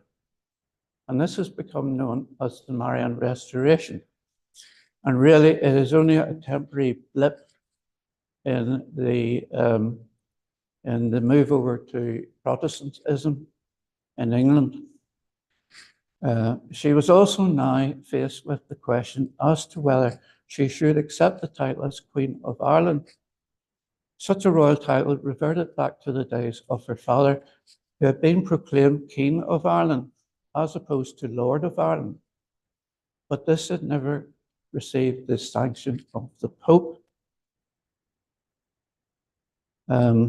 Sorry, just going back to that. Since the days of Henry II, the kings of England could only declare themselves Lord of Ireland, but not King of Ireland. But Henry, once he separated from the Catholic Church, the Church of Rome, he decided to declare himself King of Ireland, which was a most unpopular move amongst many of the Irish lords, and they never really accepted it. And that's why we have this question: should she accept the title as Queen of Ireland? Anyway, the British Museum presently holds what is believed to be an Irish pattern shilling, or more likely a medal, which it acquired in 1861. There is no reference to the monarch, but it is now assigned to Mary Tudor, although it had earlier been attributed to Lady Jane Grey. This is an image of it, 1553, with the Tudor rose on the obverse and the three crowns, the medieval symbol of Ireland prior to the introduction of the harp image by Henry VIII. So the resurrection of the old arms of Ireland, the three crowns, depicted on the reverse, could possibly be seen as a repudiation by the engraver of Henry's attempt to usurp the kingship of Ireland, representing a rejection of everything he stood for. Or perhaps it may simply represent a yearning for the old times, going back to the old days. Now, this is a fantasy coin of Lady Jane Grey. Now, Lady Jane Grey, apparently, she's accepted as being queen for 9 days. In that period of uncertainty, after Edward VI died. And this is actually a shilling that was minted in 1986. Now, there were lots of fantasy coins of Lady Jane Grey produced in the 19th century. And all of these Lady Jane Grey coins are now collector's items. In fact, whenever I found this coin, I actually tried to buy this and I couldn't. Everybody's holding on to them, and they're worth quite a significant amount of money. Now, this shilling, it was actually, as I say, made in 1986, and it's specifically for a film that starred Helen Bonham Carter when she was aged 20. And the film itself showed the coins actually being minted in the Tower of London on her request, and makes reference to the debasement of silver. In fact, coinage in the film is mentioned about 3 or 4 times, both by herself, but more by her husband or husband-to-be. The film actually lasts about 2 hours, and it's free on YouTube. And I only saw this about 2 or 3 months ago, and it is a great film. I really recommend it. I don't know if anybody's seen it or not. No, 1986. No, but it's really worth seeing. It's a great film. But of course, she never actually minted any coins herself. This is all made up. Later, it was decided that Mary should accept the title of Queen of Ireland. The pattern design was not adopted and was to be replaced by a portrait coinage with the reverse reinstating the harp, which, as I said earlier, had been introduced by her father. This comprised a shilling, a groat of 4pence, now the groat's back to 4pence from 6pence, a half groat and a penny, and they were all minted within the Tower of London by the engraver Derek Anthony and John Lawrence as under engraver. In a proclamation dated 20th of August, reference was made to a special standard of quality for the Irish currency. Although it failed to define it, there was an improvement to the silver content, which was now increased to almost 60% fineness. And this is a nice example of a shilling of 1553. And that was originally from the Chris Cumbert collection. Mary's portrait is certainly beautiful, with her long flowing hair being symbolic in that it represents maidenhood. Translating the Latin inscription on the obverse reads, Mary, by the grace of God, Queen of England, France, and Ireland, with the reverse reading, Mary's personal motto, Veritas Temporis Filia, translating as truth, the daughter of time, together with the year 1553 in Roman numerals. The issue continued into the following year, and some very rare shillings display the year 1554. The mint mark comprised of fleur-de-lis. I'll just go back to there we see, sorry on this side, the year 1553. And this is coin within the Ulster Museum store. And we think this might be a very rare example of a 1554 shilling. Unfortunately, we have this little nick here where the key date of the ones or the 4 or the 3 would be, me and Alan were down and we couldn't be sure. In fact, the ticket itself has a question mark beside it, whether it's 1554 or 1553. So the groat, the half groat, and penny all follow the same design, although these coins exclude a reference to the year. The penny also has a different obverse legend, reading in abbreviated form, Mary, by the grace of God, a rose without a thorn. And this is a groat, an Irish groat of Mary, and a portrait very similar to the shilling. The portrait is actually using the same dies that were used for the English groats, but the reverse is totally different. We have the harp and Mary's initials MR. And then we have the half groat. Obverse not very good, but the reverse is really superb. And that again apparently is, oh, actually that's not right. Sorry, I've got this right. It's not in the Ulster Museum, that coin. I think it's in the National Museum of Ireland, that one. And this is penny, which is in the Ulster Museum. In fact, I think that was one that was in your Glendenning's sale, 1957. That's where they got it from. Yeah.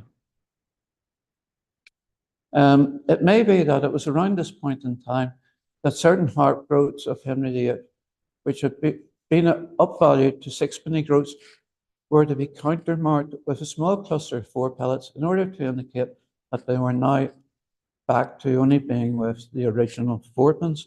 And this is an example, a lovely example of one.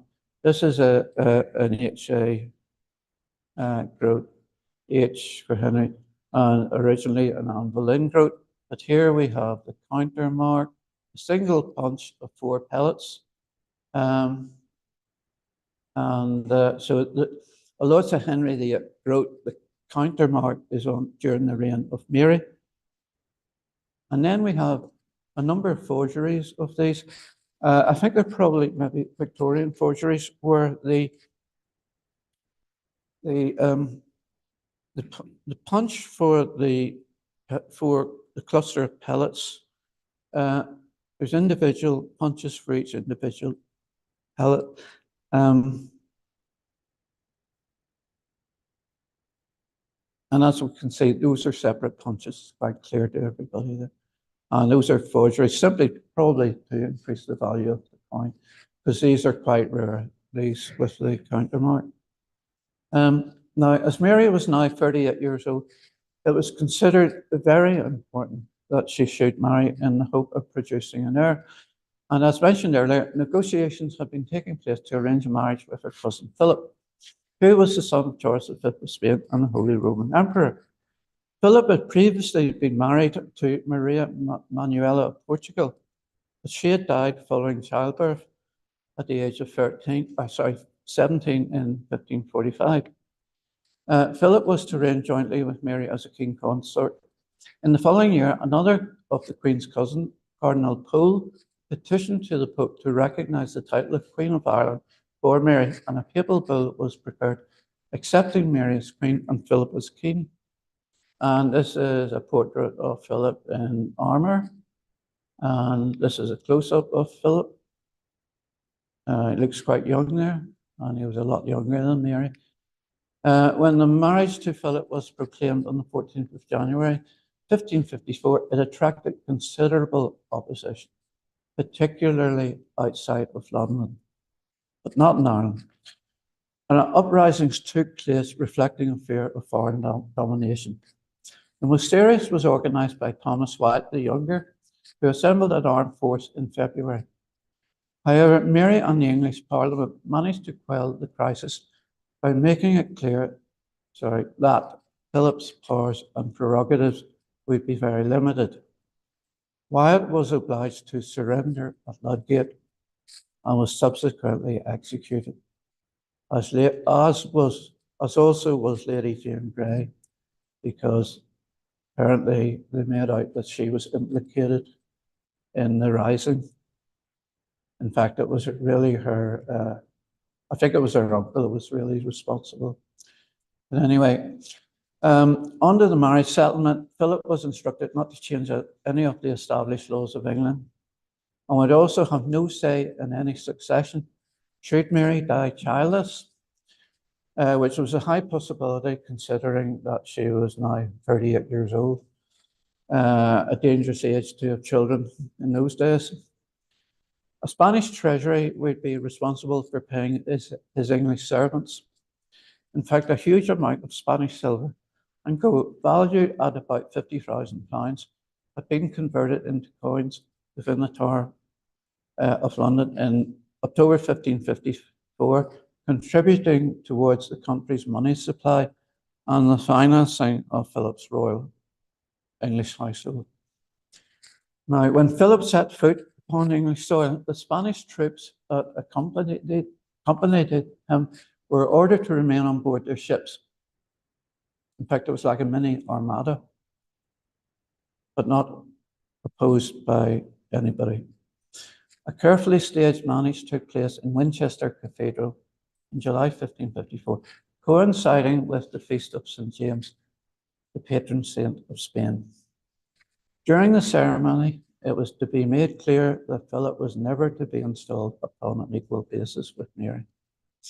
And at the marriage banquet held at the Bishop's Palace in Wolvesey Castle, he was made to sit upon a smaller chair, which was also positioned lower than Mary's, and was served his food and wine after the Queen. This is a nice print of Winchester Cathedral, probably 19th century. So that's where they were married. And this is also an image of Wolsey Castle, which is now in ruins. That's where the banquet took place. And this is a reconstructed image of what it looked like around 500 years ago. So quite an extensive building or castle. So whilst Philip may have celebrated with his newly acquired title as King of England, he could merely fantasize of the ultimate regal authority, which was now tantalizingly beyond his grasp. Nevertheless, whilst Mary remained Queen and Philip's powers and privileges were restricted, we still find that Philip's name came first on royal proclamations. But what was perhaps most disconcerting in England was the refashioned coinage. Now, the design for the coins for Philip and Mary were based upon beautiful medals that were produced by an Italian goldsmith or engraver called Jacopo Nixol de Crezio. And this is really like a pattern for the subsequent issue of coins, both in England and Ireland, in respect of the obverse images. So this is Philip, and then we have one for Mary, by the same guy. And again, in this case, we have a medal which shows both portraits. They're both considered absolute gems. And this set the standard for the images on the coins. Certainly are absolute masterpieces in their own right. And lots of copies were produced, contemporary copies of these, because they were considered so good. There are deep biblical connotations behind these metallic images. With Spain at the height of her power and prestige, we find Philip being regarded as new King Solomon, being associated with divine wisdom. His wife Mary is consequently compared with the Queen of Sheba, who, recognizing the divine source of her husband's wisdom, acknowledges Philip as her superior, and so she is displayed as wearing a matron's cap with her long flowing hair now bound up and covered. Mary also wears a huge diamond pendant mounted in a setting in the style of a rose, together with a large pearl known as a peregrina, a priceless gift given to her by Philip, and which was compared with the Gospel of Matthew's pearl of great price, indicating an acceptance and absolute devotion to Christ. I don't know if anybody knows that story in the Gospel of Matthew. You would know it, David, wouldn't you? Yeah. What, 5 minutes? All right, I'll have to hurry up. Okay, the woman on the reverse of Mary's medal represents Sacra Philip's Sapia, and symbolizes Mary governing with the benefit of divine providence. So I'm going to have to rush through these coins. So that's the Mary shilling, the Irish shilling, 1555. I think in England they were actually introduced in 1554, so the Irish were a wee bit late. Again, that's a Chris Cumber example, a lovely coin. On the coins, Philip's portrait is of a fine style and is perhaps even slightly better than that of Mary's, who is portrayed as looking much older than Philip, as she was actually 10 years younger. Whilst the portrait of Philip is in perfect equilibrium, complementing that of Mary's, it is nevertheless in the commanding and superior position, facing to the right rather than to the left. Apparently, this had been insisted upon by his father, Charles V, as was the placing of Philip's name in a legend before Mary's. Meanwhile, we find an elevated crown suspended above, exactly between their two heads. And this is a groat, an Irish groat of 1555. This is when they were first introduced. Yeah,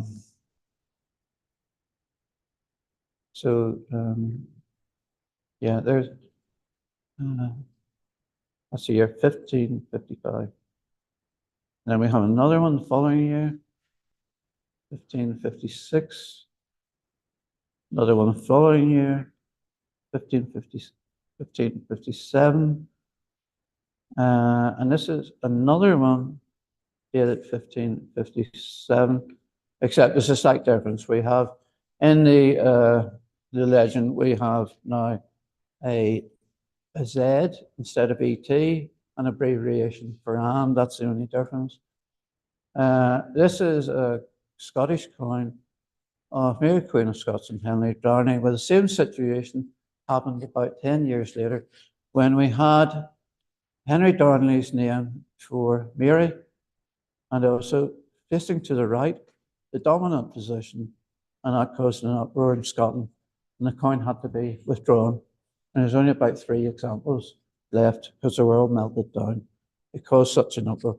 And Henry Darnley was regarded as a foreigner in Scotland because he was English. Sorry. Well, sorry. Jumped the gun there. Right. Now, this is actually an English-based penny of London. It's not really an Irish coin, but there were large numbers of English-based pennies minted, many of which had been produced during the reigns of Henry VIII and Edward VI, and produced in London and York. And these were transported to Ireland to satisfy the demands for small currency. The obverse of those minted under Philip and Mary showed the Tudor rose with the abbreviated titles of the joint monarchs, and with the reverse displaying the royal shield with the legend reading Civitas London or Civitas Iborace, which means York.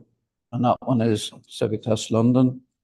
And they were just flooding the Irish market with these rubbish coins, which weren't accepted in England. So Philip, who by now had become King of Spain, abandoned Mary in 1557. He had better things to do. And in the following year, on the 17th of November, Mary died, aged 42, probably of ovarian cancer. Mary had remained childless, and the crown on her instructions was now presented to her half-sister, Elizabeth, who was the daughter of Henry and Anne Boleyn. And many regarded Elizabeth as illegitimate because they didn't recognize the marriage between Henry and Anne Boleyn. However, Mary decided that she should take over. In fact, Mary, Queen of Scots, had a much stronger claim to the throne than Elizabeth. But anyway, that's another matter. Philip was shortly to propose marriage to Elizabeth, but this was on condition that she became a Catholic. However, this was something that she was not prepared to accept.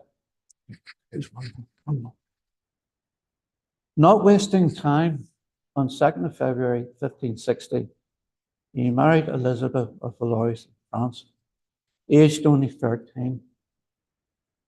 In fact, she had a miscarriage at the age of 14. She was eventually to die in childbirth on 3rd of October 1568, aged 22. 2 years later, on 12th of November, he was to marry his 4th and final wife, Anna of Austria. However, she was to die young as well, 10 years later of flu on the 26th of October 1580, aged only 30. Philip had survived them all and was to live to the relatively old age of 71, dying on the 13th of September 1598. And the last image of a coin, I kept this to the end. This is the last note that was issued in Ireland. It's 1558. And again, there we see the year 1558. Again, that's a nice example of one of the coins that was sold in the Chris Cumber collection very recently. And finally, just to end here, this is advice to anybody who wants to take up coin collecting by A.J. Laker, who was a specialist in the coins of Henry VIII, but both English and Irish. He says, always try to collect coins in the best possible condition. And if you find specimens difficult to obtain, keep trying, as perhaps surprisingly, they are always turning up. That's it. Thank you. Thank you very much.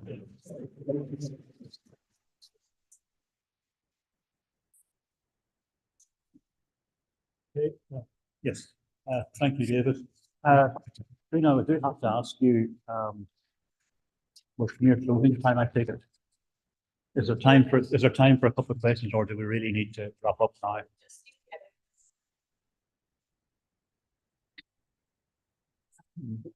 Not any longer. I think then we've got to sort of wrap up at this stage, I think. But is there one last question maybe for David, and then we have to, if there's one question, we can have it. And then otherwise we just close today. John, did you want to say something? Take 5 minutes of Robert. Yes, 5 minutes. 5, yeah, Okay. briefly. Look, let me do this very quickly, and it is very short. Can you hear me? That's okay, great, thanks very much. Look, good afternoon. I'm going to read this because I wanted to make sure it was only 5 minutes. Good afternoon, everyone, and thank you for coming along. I hope you have enjoyed your day. A guided tour of this award-winning museum with its hugely important holding of Irish medieval coins. I just want to add to this comment because I found the tour absolutely brilliant. I was here about 3 weeks ago, and I missed half of the stuff that you showed us. And it just brings to mind the fact that going around a museum, you really don't know what you're looking at half times.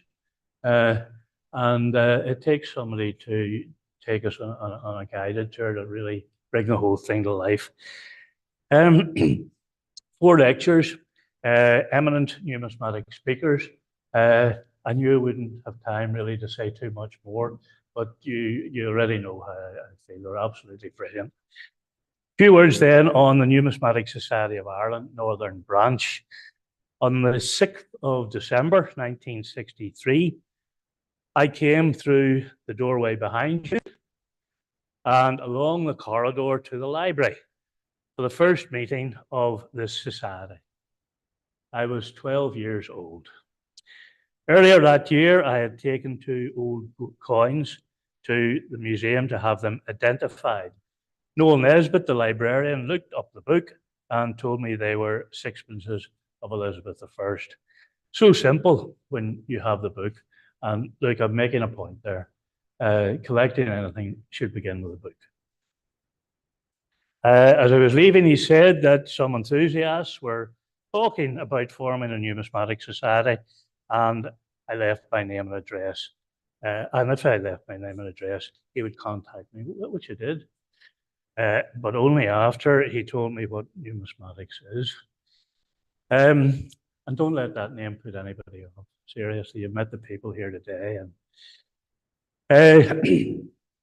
there was a huge interest in coin collecting in the 1960s. In our change, we got coins of Elizabeth II, George VI, George V, Edward VII, Victoria, and occasionally beyond.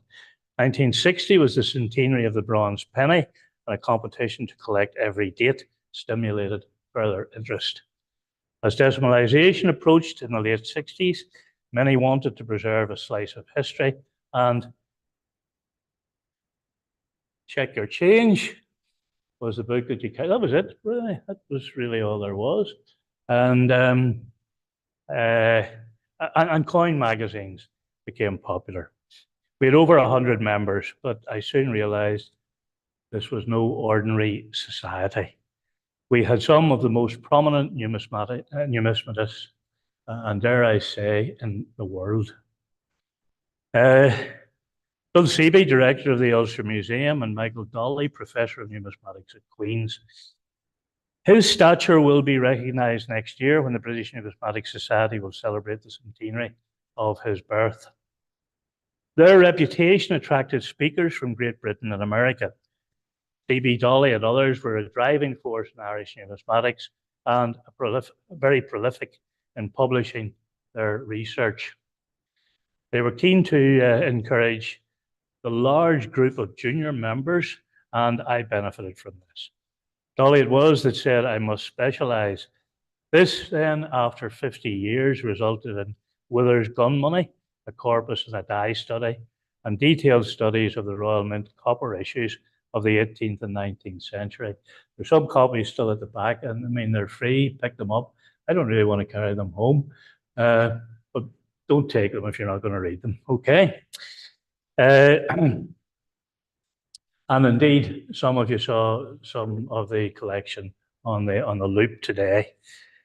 Look, this was my experience in the past, but we still have some great numismatists in the society, and this could be your experience too, if you join the society and start to interact and learn more.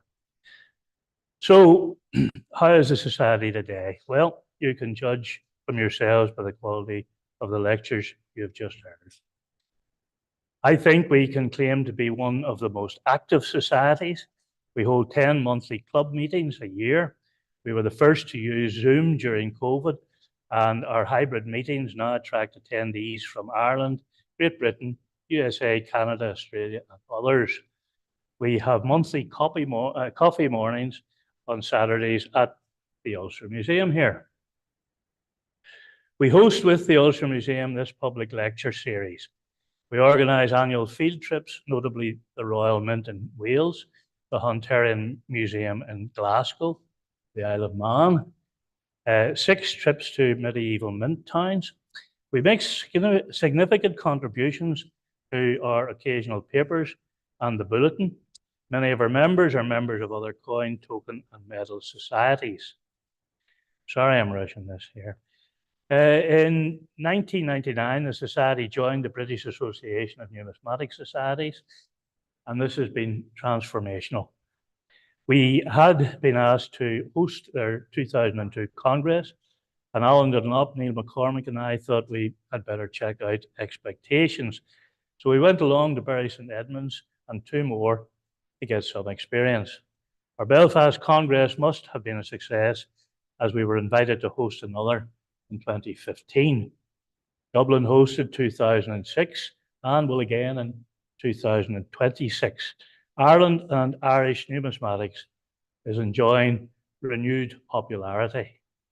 Perhaps our greatest achievements have been our 50th anniversary celebrations in 2013 and our 60th last year.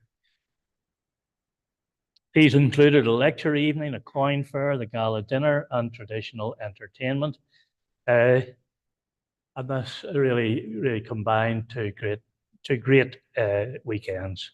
Much appreciated by members, guests, and overseas dealers. Irish numismatics is very much alive and well, and you're invited to join in. And though there's also plenty of room and company for those interested in the ancient coins or most other series. So please, we'll have to talk outside, I think, but please do consider becoming part of what is a really great numismatic society and one of the most highly respected in the UK. Thank you very much.